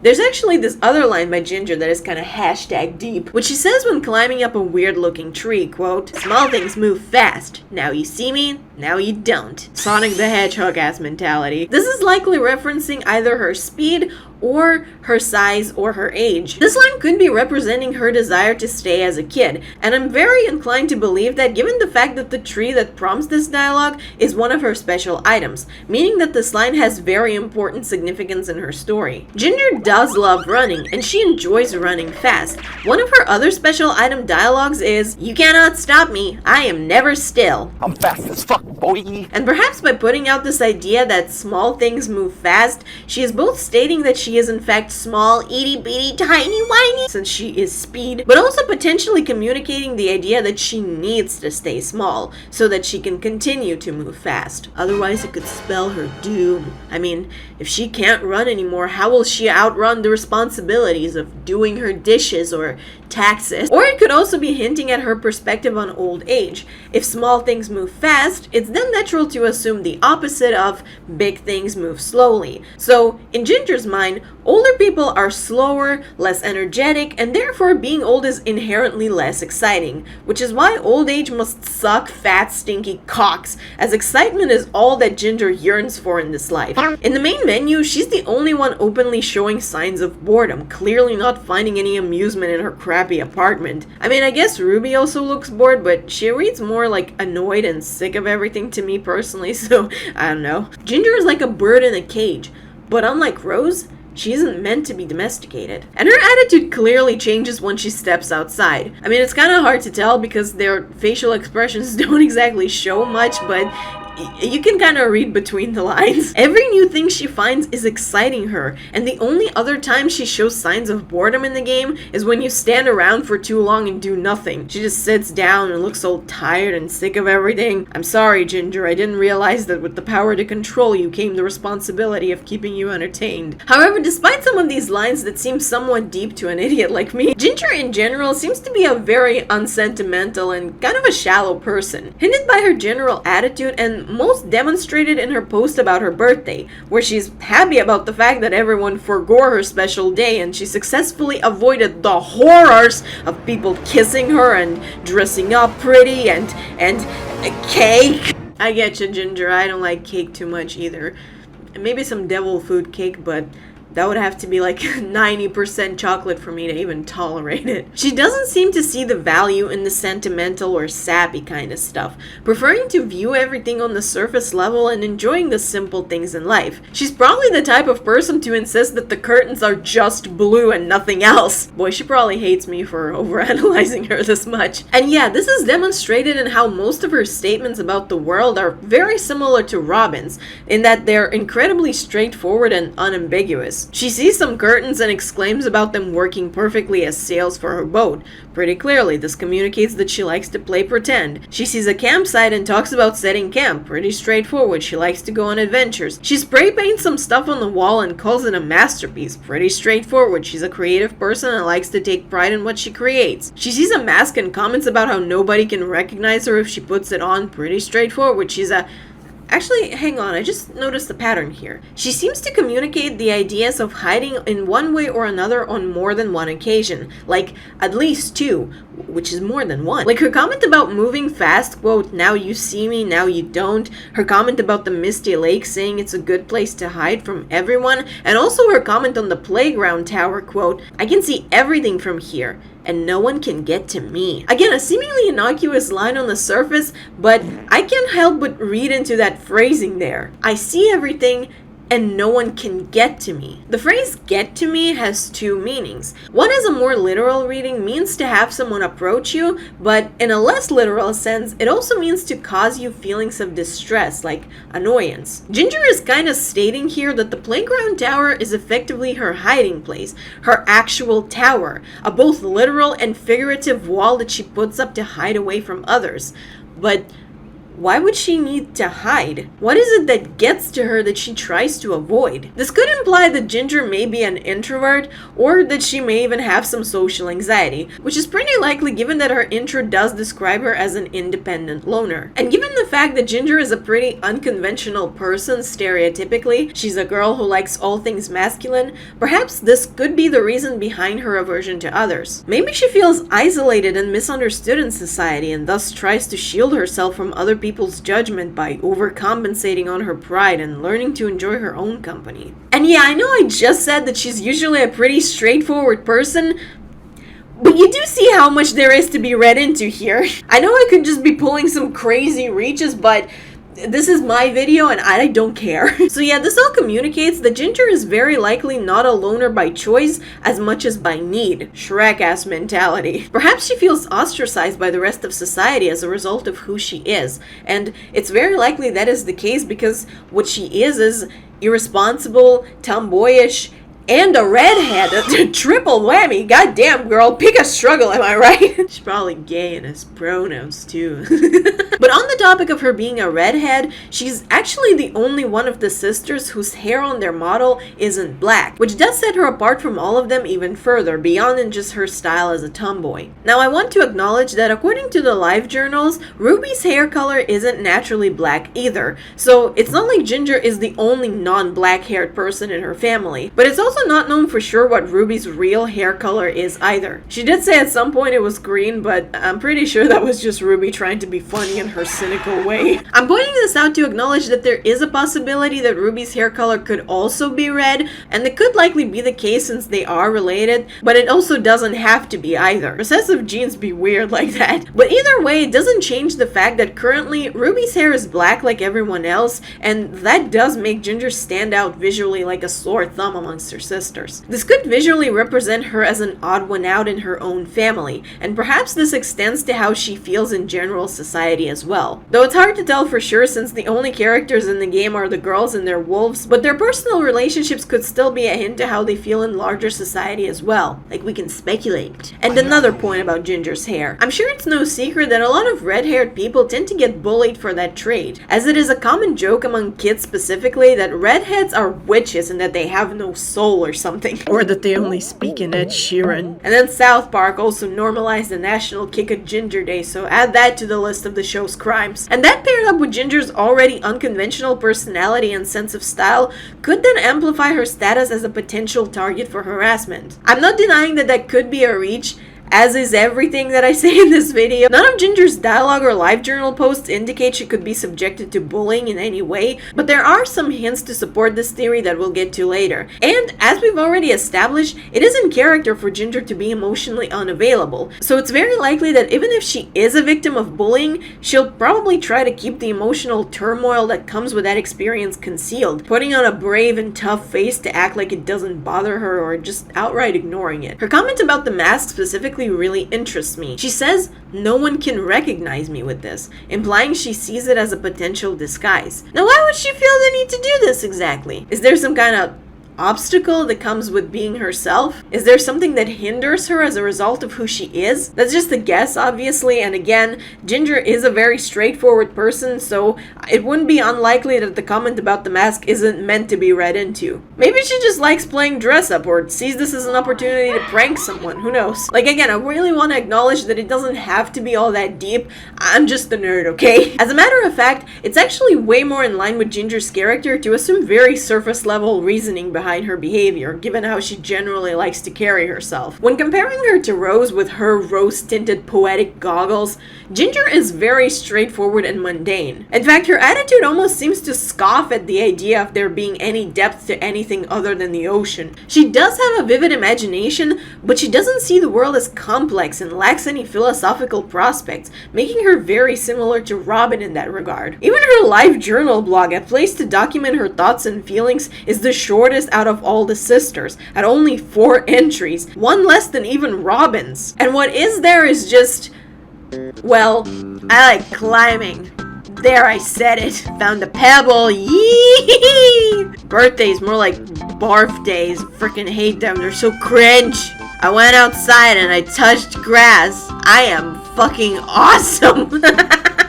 Hell yeah, Ginger, preach that self-love. Ginger's life journal being so short and shallow really demonstrates her attitude with life. She doesn't have anything profound to say about it. She likes pebbles because she just thinks they're neat and that's it. She doesn't need any deeper reason behind it, like pebbles represent the earth itself and earth is me and me is earth and we are one and I am Groot. Nah, she fucks with pebbles because pebbles rock, okay? And her first entry in the blog being concluded with, "There, I said it," almost sounding like she's sharing this information reluctantly, either because she isn't confident about admitting to having feelings of any kind, or because she feels that doing so is bigle cringe. It's also interesting to me that she's the first character whose opening post isn't greeting her audience. While everyone else's first post is usually pretty special to commemorate the start of their blog, Ginger just writes a completely normal entry, almost like she wants to get it over with. "Who's holding you hostage, Ginger? Blink twice if you need help." This could represent both Ginger's emotional unavailability, being unwilling to really discuss her feelings on anything, and or perhaps illustrate how she thinks that she doesn't really have any feelings worth discussing. She's a simple creature. She sees a tree, she climbs. There's nothing to unpack here. But perhaps this could also be an example of her having an aversion towards girly things, as journaling is pretty commonly associated with girls, and boys stereotypically are discouraged from even acknowledging their emotions. It feels cringe and girly and gay, and those are the worst things you can be. I just realized I am all 3, so I'm like the final boss for the fragile masculinity. And Ginger almost gives off the not like other girls vibes at times. Not in the sense that she's a pick-me exactly, but more in the sense that she genuinely believes everything girly is inherently inferior to anything manly. And so this extends to how she chooses to express herself on a very surface level, like guys usually do. However, just because she doesn't like to be deep, that doesn't mean she's actually a shallow individual. All these girls are supposed to represent real people, and if we judge Ginger as a real person, there will be much more depth to everything she does and says than even she can realize, by default, because humans are intrinsically complex creatures. We're made of so many moving parts, our personalities are consisting of so many different memories and influenced by so many factors that it's impossible for any person to be shallow, even if they present as such. So tell us, again, in your own words, Zane, you took a shit in a mailbox and then punched a police horse? And your mum's at the back of the courtroom going, "Oh my god, it's because of that time I put curdled milk into his Fruit Loops and still made him eat them." Like, in case you didn't notice by how much I'm already yapping about her, there is a lot about her that can be discussed, whether she likes it or not. And no, that isn't me trying to justify my wild ass reaches. I don't need to justify it, I just do it. Now, another really interesting thing about Ginger that you probably noticed already is that she's basically a polar opposite of our previous girl, Rose. One is feminine and kind and the other is boyish and rowdy. One is prim and proper and the other is mischievous. She wears long skirts, I wear t-shirts, she's cheer captain and I'm climbing trees, boy. Their aesthetics are inherently opposing one another in almost every way. But even besides that, there's also a dichotomy in the themes with regards to their ages. Rose is a young kid who's trying to be more mature than she is, and Ginger is in the process of entering her teen years, while almost almost trying to overcompensate with her childishness. It's really funny that they represent two opposing perspectives on childhood in that regard, letting go of it too soon versus refusing to let go no matter how late. Though I'm not saying that Ginger needs to grow the fuck up already. No, she's 13. She's very much still a child and should enjoy her free life trial to the fullest. But I really get the vibe from her that she's probably gonna be struggling to accept growing up all the way into the age where she really ought to start being more mature. But that's just the hunch. I could be totally wrong on that, as is with everything in this video and my life in general. I do really like that parallel between two of these girls. It's a really interesting theme to explore, and apparently it was originally even more noticeable as they were at first planned to be twins. But for whatever reason, that idea got scrapped. And now look, I don't hate the change. The autist in me is actually finding it very satisfying that all these girls are 2 years apart from each other. Like, that is just... yes! But also, I really like the original idea a lot too, mainly because I really fuck with the twins who are polar opposites trope. I really like that. I even have my own set of characters like this. Two actually. But there are still elements of this original idea potentially left over in the final game, as Ginger and Rose look to be pretty similar in height, though Ginger is actually a bit shorter than Rose, a fact that she is stated to hate, by the way, which actually got me thinking. If you look at them side by side, Ginger's little feather thing in her hair actually creates an illusion that she is taller than Rose, if not at least the same size. So what if part of the reason Ginger wears this feather is to make herself appear taller than Rose? There's nothing concretely proving this, it's just very obvious that the feather is something that Ginger made herself, and it seems more intentionally used to characterize her as this creative scavenger, but that fact doesn't cancel out my headcanon, so I'm sticking by it now. Ginger is overcompensating for her height, argue with a psychedelic wall. But speaking of the feathers she likes to collect, there's also potential hints at Ginger being into hunting small animals. This is kind of more of a theory based on the fact that it would be in character for her, as she does seem to have proclivities towards violence and she doesn't seem to show much empathy towards anything, so it's unlikely that she'd have a problem with hunting. But another thing that hints towards this is her comment about the dead bird, quote, "I don't think this is edible anymore." Okay, what is up with these girls and trying to eat random shit that they find in the woods? For fuck's sake, where are your parents? I'm pretty sure this is meant to imply that Ginger has a habit of hunting and eating little animals, because what else could it mean? At least she seems to have an understanding that not all dead animals are equally edible, so I guess good job, Ginger. Of course, there's nothing concretely proving that she likes to do it. It's just not out of character to assume that of her, as she's a very rowdy kid who seems to enjoy hanging out in the woods a lot. And also, I'm very inclined to assume that Ginger is one of the girls who frequented the forest on her daily basis the most, despite her guardian's rules against doing as much, because she genuinely enjoys the adventures she can find out there. However, one of these days, the adventure she finds would be one that will cause her to rethink her entire life, when a trip to the woods causes her to meet up with her wolf. Ooh, spooky segue. Ginger encounters her wolf in a bright and sunny field of flowers full of butterflies floating around, with a strange, almost psychedelic music playing. The music does have a soft and almost melodic vibe to it, but it's constantly warping and morphing, making it sound alien and just a tad threatening, like it's not quite what it tries to present itself to be. This field has a bunch of flowers you can pick, which makes it a bit difficult to walk around, honestly, as in this game you interact with items by letting go of the controls. So be prepared to have your character grab another flower every time you just try to stand still to get some footage of this game. Seize this environmental degradation, Ginger, I'm just trying to record! The field also has some power lines with crows sitting on them and a scarecrow in the middle. I'm not sure why a scarecrow is there, like, is someone planting these flowers and trying to protect them from crows? Or did someone just make one to put there for literally no reason and just pure vibes? I don't know. The scarecrow has an insane face, by the way, like holy shit, I need this on a t-shirt like yesterday. Ginger doesn't seem to show any appreciation for the beauty of this location though. In fact, she voices a desire to ruin it by making crop circles in it for the funsies by just running really fast. Again, showing her unsentimental personality. She doesn't express any adoration towards the nature's beauty, seeing a bright and untouched field as nothing but a canvas for her mischievous art projects. And she even expresses expresses a desire to tear them all off just so nobody can hide in them from her. And the final thing found in this lovely field of flowers is, of course, Ginger's wolf. A creepy looking girl in a red dress, referred to creatively as the girl in red, who's shown kind of tweaking the fuck out in the intro cutscene. Boy, look at her malfunctioning there. Or him, sorry, boys can be creepy girls in red dresses too. Now this character appears to be rather mischievous, seemingly teasing Ginger and walking around giggling like a little imp, but she honestly doesn't look that threatening on the surface, by far seeming like the most innocent out of all the first 3 girls as wolves. You may have noticed the most interesting part of the girl in red's appearance, and that being that she looks identical to the girl in white, with the only differences being that her dress is red, her ponytails are flipped upwards, and her eyes are completely black, which honestly makes her look borderline demonic, like, yeah.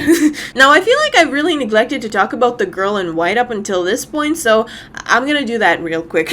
Bonus mini section. The girl in white is a mysterious girl in a white dress, go figures, and the coolest looking boots I have ever seen, who sometimes appears in the woods. She doesn't have any dialogue and isn't known by anything other than her pseudonym, and even though she's one of the nice characters in this game, she's actually the closest of this game's equivalent to a jump scare, since whenever you're running around the woods, she can just appear out of nowhere and scare the living shit out of you. Her presence really breaks the monotony of the otherwise dead and serene forest. However, she's not actually scary or dangerous at all. Whenever you come across her, she's kind of just chilling, dancing around, playing cartwheels and Naruto running. Sometimes she sniffs you.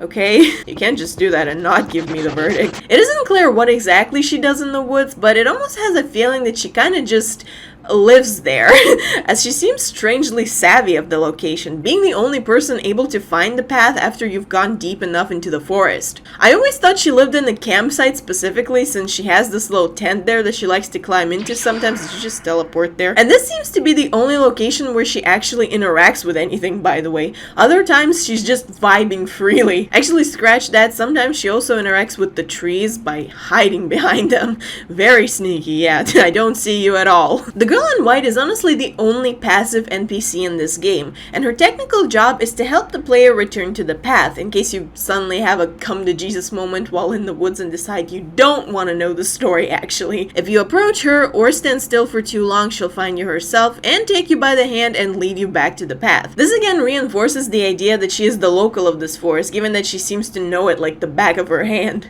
Somehow.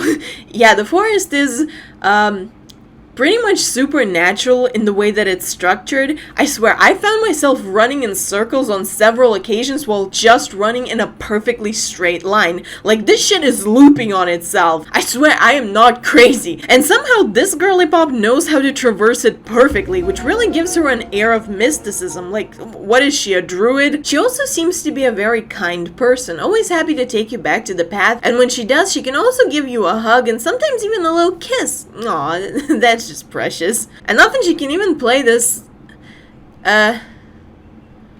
okay, I give up. What is this game? She also seems like a bit of a loner who isn't too used to other people, given how oftentimes she looks at you almost like she's cautiously trying to figure you out. So needless to say, Girl in White is very mysterious, and just as is everything in this game, nothing about her is clear. But yeah, that's the Girl in White. Now let's get back to her twin slash clone slash very dedicated cosplayer, the Girl in Red. Now before you bust out your favorite Clark Kent Superman theories, no, they are not the same person, as it is in fact possible to see them both at the same time. But the Girl in Red is just as mysterious as the Girl in White, if not more so. If the Girl in White is presumably supernatural, the Girl in Red is most definitely supernatural, as when you approach her in the field, she actually teleports away from you by turning into a cloud of butterflies. Or maybe that's just the effect that Ginger has on women. That's not the only thing about this girl that makes her come across as eerie though. Like, sometimes she does this animation when she's tweaking the fuck out in a very weird fashion. I thought it was a bug at first, but then I saw it in another playthrough and in another person's video, so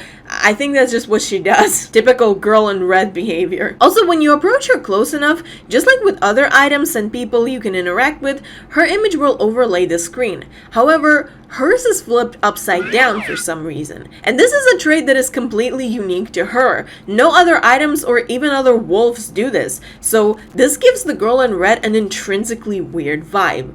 you know, even weirder than the rest of the game already is. Like, she's not like other wolves.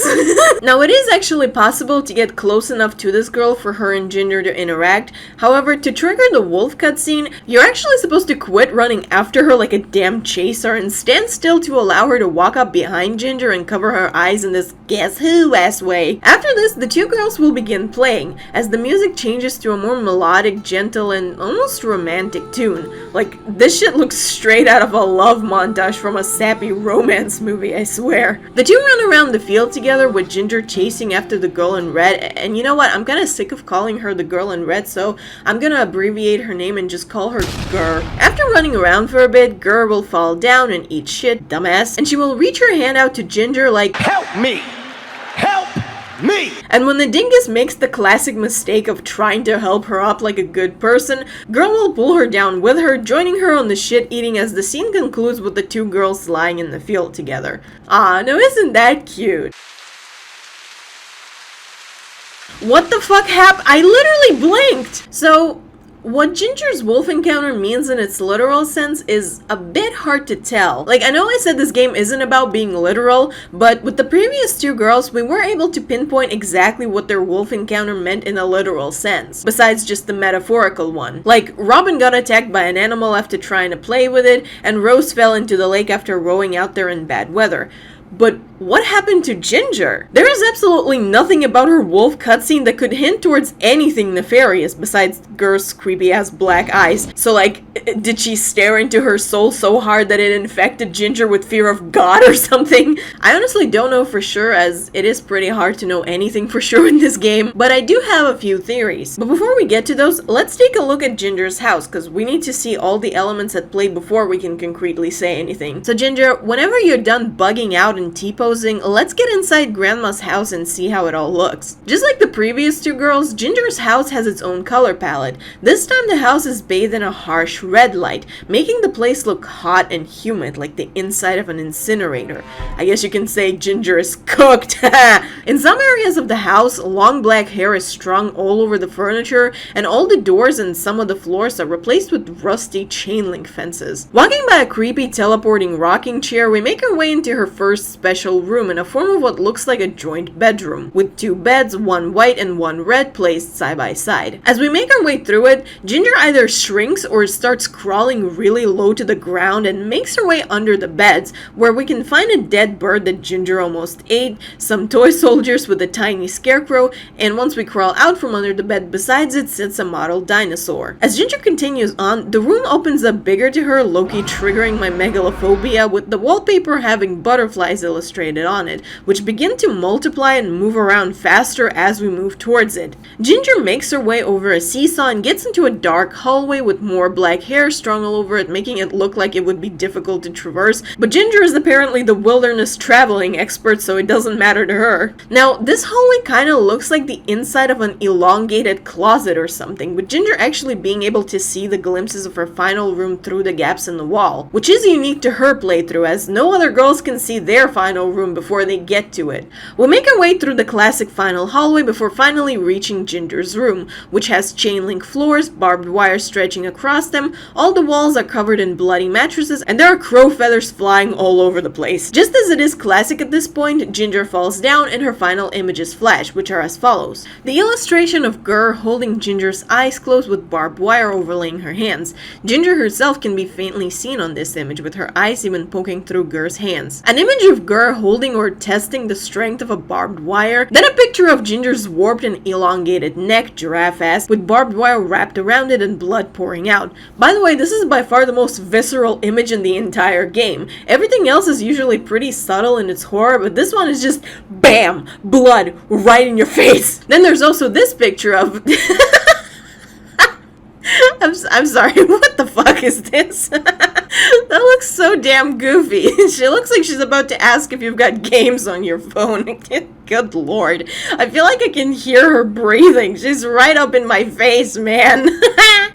Good grief, I can't with this game. I am trying to take this shit seriously, but it's not helping. Okay, whatever, let's continue. We then get a picture of Ginger flailing her arms like crazy, and lastly an image of Ginger's knees clenched with barbed wire overlaying the entire image. So, That's a lot of pretty gnarly imagery there.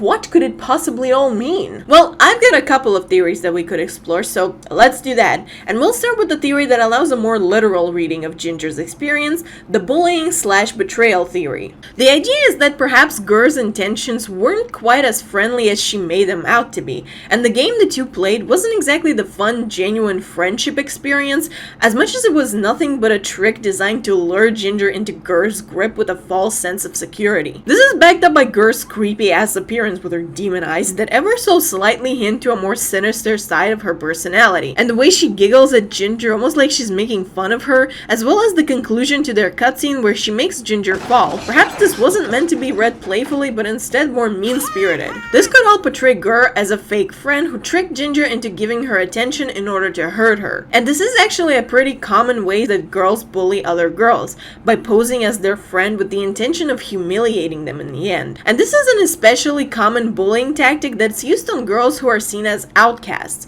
something that Ginger does fit into. She's not a typical girl. She likes rocks and tree climbing, and in contrast, Gur is very stereotypically feminine, wearing a dress and having her hair done all pretty, or at least trying to be anyway, with even her animations carrying an air of daintiness and feminine vibe. You know, whenever she isn't tweaking the fuck out like a malfunctioning Roomba, that is. So with all that considered, it isn't unlikely that what happened to Ginger here was a classic case of a quote-unquote normal girl bullying an outsider by posing as her friend in order to make fun of her. And this theory is backed up by Ginger's final images, particularly the one with Gur closing her eyes with barbed wires over them, and Gur holding that same barbed wire. This could illustrate the reality of Gur's friendly behavior towards Ginger. She literally closes her eyes under the guise of a game, while more figuratively pulling the wool over her eyes to the reality of her sinister intentions, and that Ginger, by allowing Gur to get this close, has basically made it possible for Gur to hurt her. The image of Ginger's neck and her knees with barbed wire also illustrates this, perhaps representing either how hurt Ginger feels by Gur's treachery, as if she's literally hurt her on a physical level, or even being a literal representation of what Gur actually did to Ginger, perhaps causing her an actual injury via barbed wire. Then this goofy ass image, which is especially focusing on Gur's eyes, could represent Ginger finally seeing her true colors in those eyes once the facade is broken. God damn it, I still can't take this frame seriously, man. She looks like a fucking fish.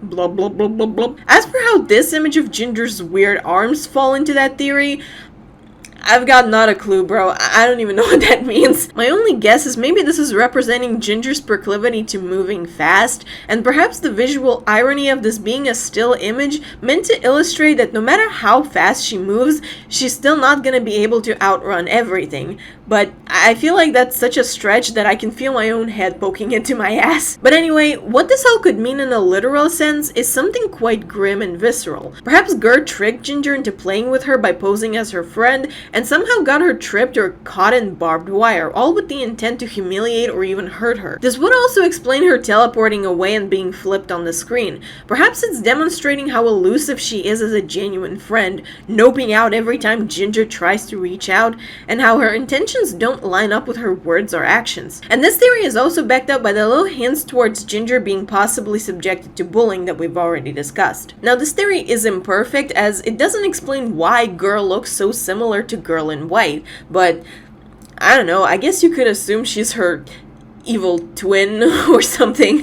Or maybe it's just a further illustration of Gur's trickery, appearing in the form of a kind person while in reality being a little shit. But how does the imagery of Ginger's house fit into this theory? Well, it actually overlaps in its possible meaning with another, less literal theory to what happened, where Gur isn't a girl that betrayed Ginger, but rather just the Jijinkified representation of Ginger growing up and more specifically experiencing the joys of bleeding out your guts every fucking month. In that sense, I guess a better name for Gur would be Aunt Flo. This theory is backed up by Gur's supernatural nature. Her appearance as a normal girl who's just slightly off could represent how periods are, while completely natural, definitely come across as scary to a lot of people, especially cis men who are always the ones most victimized by them. It could also explain her disappearing and reappearing constantly, as periods tend to be pretty irregular when they start. Her cutscene is also triggered by Ginger stopping to let Gur sneak up on her from behind, which actually seems to be an important detail as it is also referenced in her final images, so it could represent how unexpected and surprising Ginger's first period was. She was determined to stay a kid for as long as possible, but then got humbled by reality when her body started changing, showing visible signs of her growing older, whether she liked it or not, and that all came as a huge shock to her. If we compare that to her statement about doors, which could also represent her need to have control over things, we can assume that the idea of her body changing could be causing her immense distress because it isn't something that she has any control over. In this theory, the barbed wire could then represent the physical or maybe even mental pain that Ginger feels as a result of her periods, and I gotta say, if that's the case, they nailed the imagery.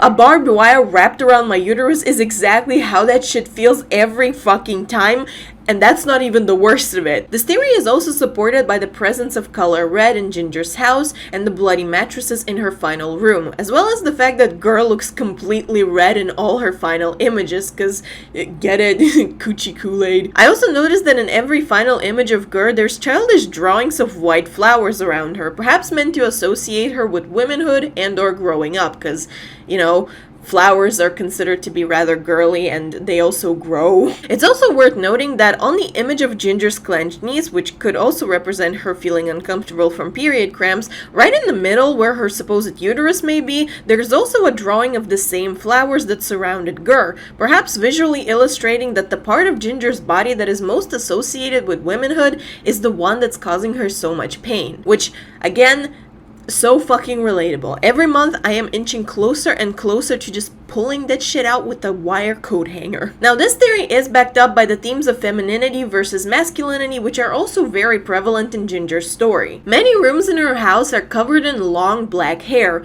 which I actually don't know for sure what that means, but the biggest consensus I've seen on what long hair can symbolize is feminine beauty and, by extension pun intended, womanhood altogether, since long hair is mostly associated with women, in modern Western societies anyway. There are cultures out there where long hair is just as common for men, like amongst indigenous people, for example. Slaying is for all genders in the native communities. However, if we do associate it with femininity, then the long hair, which is covering all the furniture in the house and stretching across the entire place like a black cobweb consuming all in its path, could symbolize how Ginger feels trapped by her femininity, that it persists after her throughout her entire life and keeps her trapped no matter how hard she tries to escape it. And maybe the image of her flailing arms could then represent her trying to break free from these constraints, like a fly struggling in a web. The theme of Ginger breaking free is also very common in her story. One of her special items is a chain link fence which she crawls through and comments that she can't be stopped. She's fast as fuck, boy. Now let's note the fact that the fence is broken,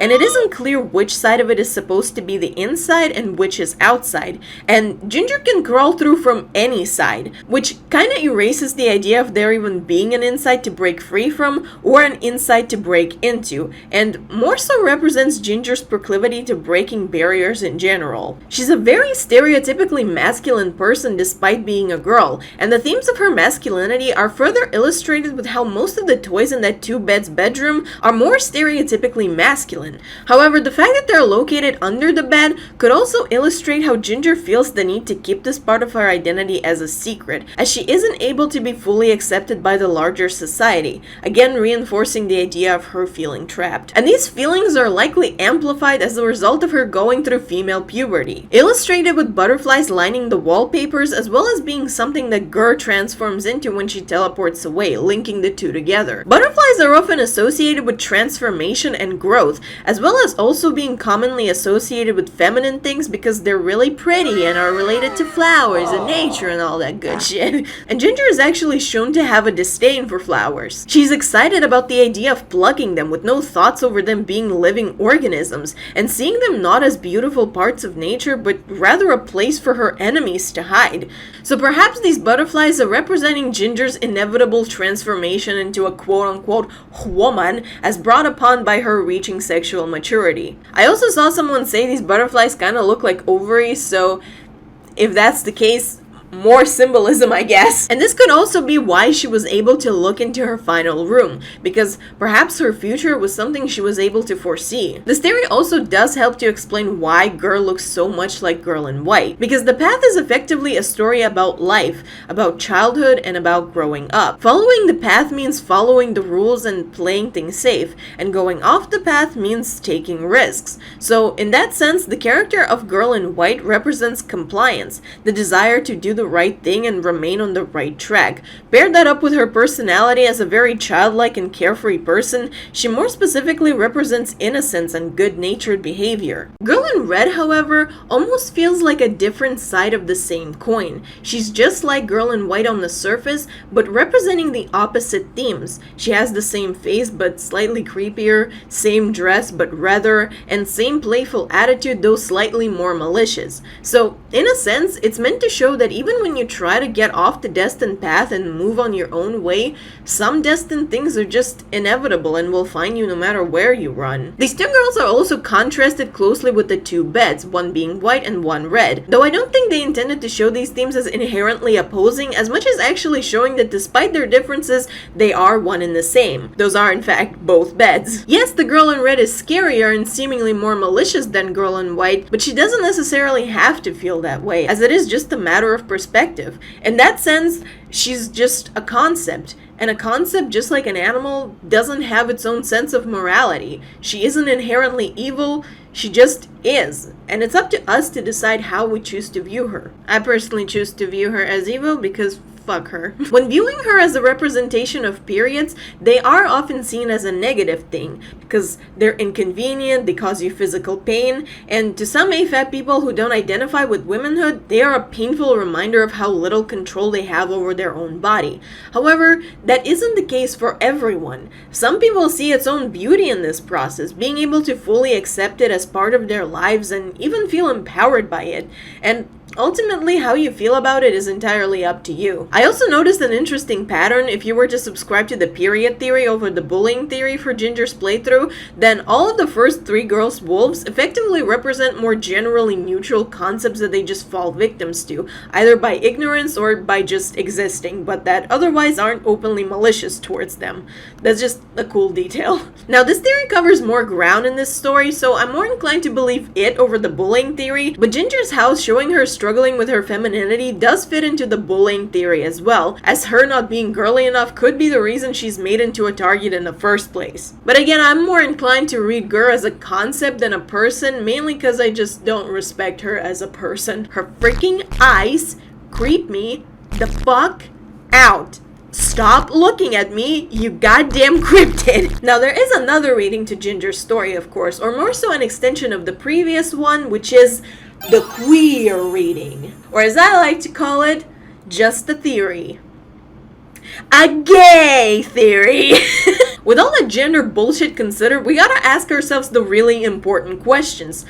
Does Tomboy Red is gay? Or is she transginger? And you know what? She could be. Maybe. Very likely. In my twisted mind, every character is trans until proven cis. Mettaton from Undertale is transgender. Gwen from Spider-Verse is transgender. Sonic from Sonic is transgender. I'm transgender. There's definitely merit to the theory that Ginger may be a transgender or non-binary person. Her struggles with her femininity and the amount of pain it seems to cause her feels a lot like gender dysphoria, which is a pretty common feeling that a lot of trans people have. Not always, of course. Some trans people are too sigma for gender dysphoria, and I'm so jealous of all of them. And on the opposite side of this, I also want to acknowledge real quick that just because Ginger seems to be struggling with femininity, that isn't the definitive proof she's transing her genderino. A lot of cis people tend to struggle with their gender identity and or prefer to present or behave in a way that is stereotypically opposite to their assigned gender, without necessarily identifying with the opposite gender. I'm just saying that we can't definitively say that Ginger is or isn't trans just because she struggles with these subjects, because they're not unique to trans people. But that reading is still very plausible, as I can definitely see a lot of trans people relating to her story as well. I know I definitely definitely do. In case you didn't notice, I have pronouns in my bio and in real life too. I definitely feel a lot of connection to Ginger's story as an AFAB person who doesn't identify with womanhood, but I don't mean to say that's definitely what her story is about. Who knows, it could also be about masturbation. So yeah, Ginger could be trans, and if that's the case, then the butterfly in her room could be used to represent rebirth, because, you know, transing your gender is basically seen as rebirth. Changing your name and appearance, second puberty, and all that gay shit. Or she could just as well be a girl who hates traditionally feminine stuff. But either way, she does feel trapped in her womanhood and naturally resents it as a result. Though I gotta say, that room that looks like she's peeking out from inside the closet is not helping the rumors, man. But there is an additional queer rating to this story, as it could also represent Ginger experiencing an attraction to girls. She's a lesbian. A lesbian. Lesbian. More like Morbian. This could even be what her wolf encounter cutscene represents, some toxic Yuri, if you will. Now, what does Gur actually represent in this theory then? Well, I have this really dumb hunch that what if Girl in Red and Girl in White are the same person, but more so in the sense that Girl in Red doesn't actually exist. Like, what if the girl in red is just the image of Girl in White in Ginger's head? The Girl in White is a very mysterious character. Nothing is really known about her for sure, but she does come across as genuinely free, always running around the woods with seemingly not a care in the world. No responsibilities holding her back, no chains binding her feet, nothing clipping her wings. And what if Ginger met her and started admiring her, and potentially began noticing this infatuation sparking some weird desires inside her, like to hold her hand. And so she may wish to become either this girl's friend or her friend of Sappho's. And I know that's a wild headcanon, there's absolutely nothing proving this. Honestly, at this point, I'm just writing fanfiction. This would actually be backed up by Ginger's cryptic ass statement about seeing things that others don't. Maybe this is referencing the fact that Gur isn't real, as Ginger likes to make shit up in her head and then convince herself they're real. The interaction between Ginger and Gur does come across as playfully romantic, if not just overly friendly. And by the way, Ginger doesn't interact with the Girl in White. When she come across her in the forest, the two of them just stand there staring at each other awkwardly. But with Girl in Red, Ginger can actually play clapping games with her like Robin can with Girl in White, and sometimes they can even hug. Aw, that's just freaking sweet, man. I love the way Girl lifts her up too, because she's tiny. That's so freaking cute. Actually, I replayed this game a bit after writing this section just to confirm that, and yes, when you come across the Girl in White in the forest, her and Ginger will never interact. But if you let her take Ginger back to the path, they can interact afterwards, playing this weird little clapping game and hug, and Girl in White can also give Ginger a little kiss on the forehead as well. It's also funny because Ginger's reaction to this is to wipe her head afterwards like, brother, ugh. She's so damn unsentimental. Although I can't even blame her. If a stranger gave me a kiss, I'd be washing that spot off with acid. But back to Ginger and Gur. The way the two play together is also very telling. Gur teases Ginger, almost like she's ribbing her playfully. And the two are playing chase, which is one of Ginger's favorite things to do, running. And the way Gur makes her fall at the end could further illustrate this playfully rude attitude.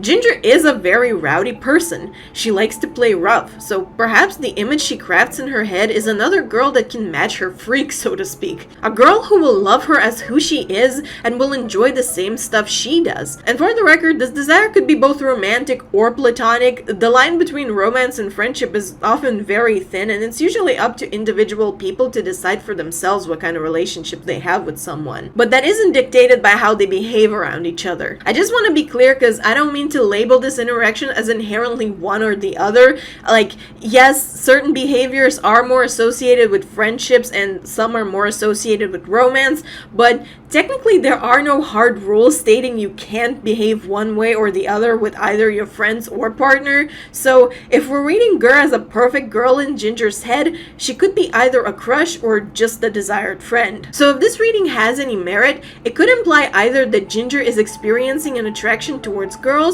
or that despite being a loner, she does still desire a companionship with another girl. I'm assuming specifically with a girl because out of all these sisters, Ginger's wolf is the only one who is obviously a girl. Every other wolf is much more obviously male. The idea of Ginger potentially having a desire for companionship is hinted at with the seesaw in one of the rooms, because usually a seesaw is a toy that's meant to be played by two people, with it being pretty much impossible to be enjoyed on your own, which could represent Ginger's inner turmoil with choosing the path of a lone wolf, perhaps thinking that certain joys of life are unattainable for her due to not having a companion to share them with. Or perhaps it could illustrate her feeling isolated due to having these queer emotions, either as a result of being trans or gay, thinking that these feelings ostracize her from the rest of society and will doom her to remain in solitude forever, never finding someone who will understand her. Although it could also represent her childhood as well, as that theme is also prevalent in her story. She's not ready to grow up, but she's actively outgrowing everything that she loves.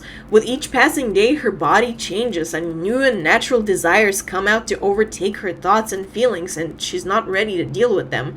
And that scares her. Like, I can see merit in all these readings, and a lot of them even overlap, so perhaps multiple can be true at once. So yeah, that's my reading of Ginger's story. While it's hard to read her wolf encounter as literal, it could still symbolize a fake friend stabbing her in the back. But a less literal interpretation is that it's a visual representation of her body changing, or just a personal fantasy that she fears will never come true. Either way, Ginger is a story of being trapped in womanhood and societal constraints, of breaking through barriers but feeling isolated from your peers as a result, and being faced with new and scary desires and changes while not being ready to leave the simplicity of childhood behind. And very fittingly with that, we're done covering the first of the three youngest girls and are now ready to move towards the oldest batch. Yay! But I think I'm gonna save that for the second part because this video is getting too long and I don't think anybody would want to watch all that, nor would anyone want to edit all that. So we'll pause here and I'll be back soon with the second part where we'll analyze the last three girls. Thank you for hearing me out. I don't know how to end videos, so I'ma just...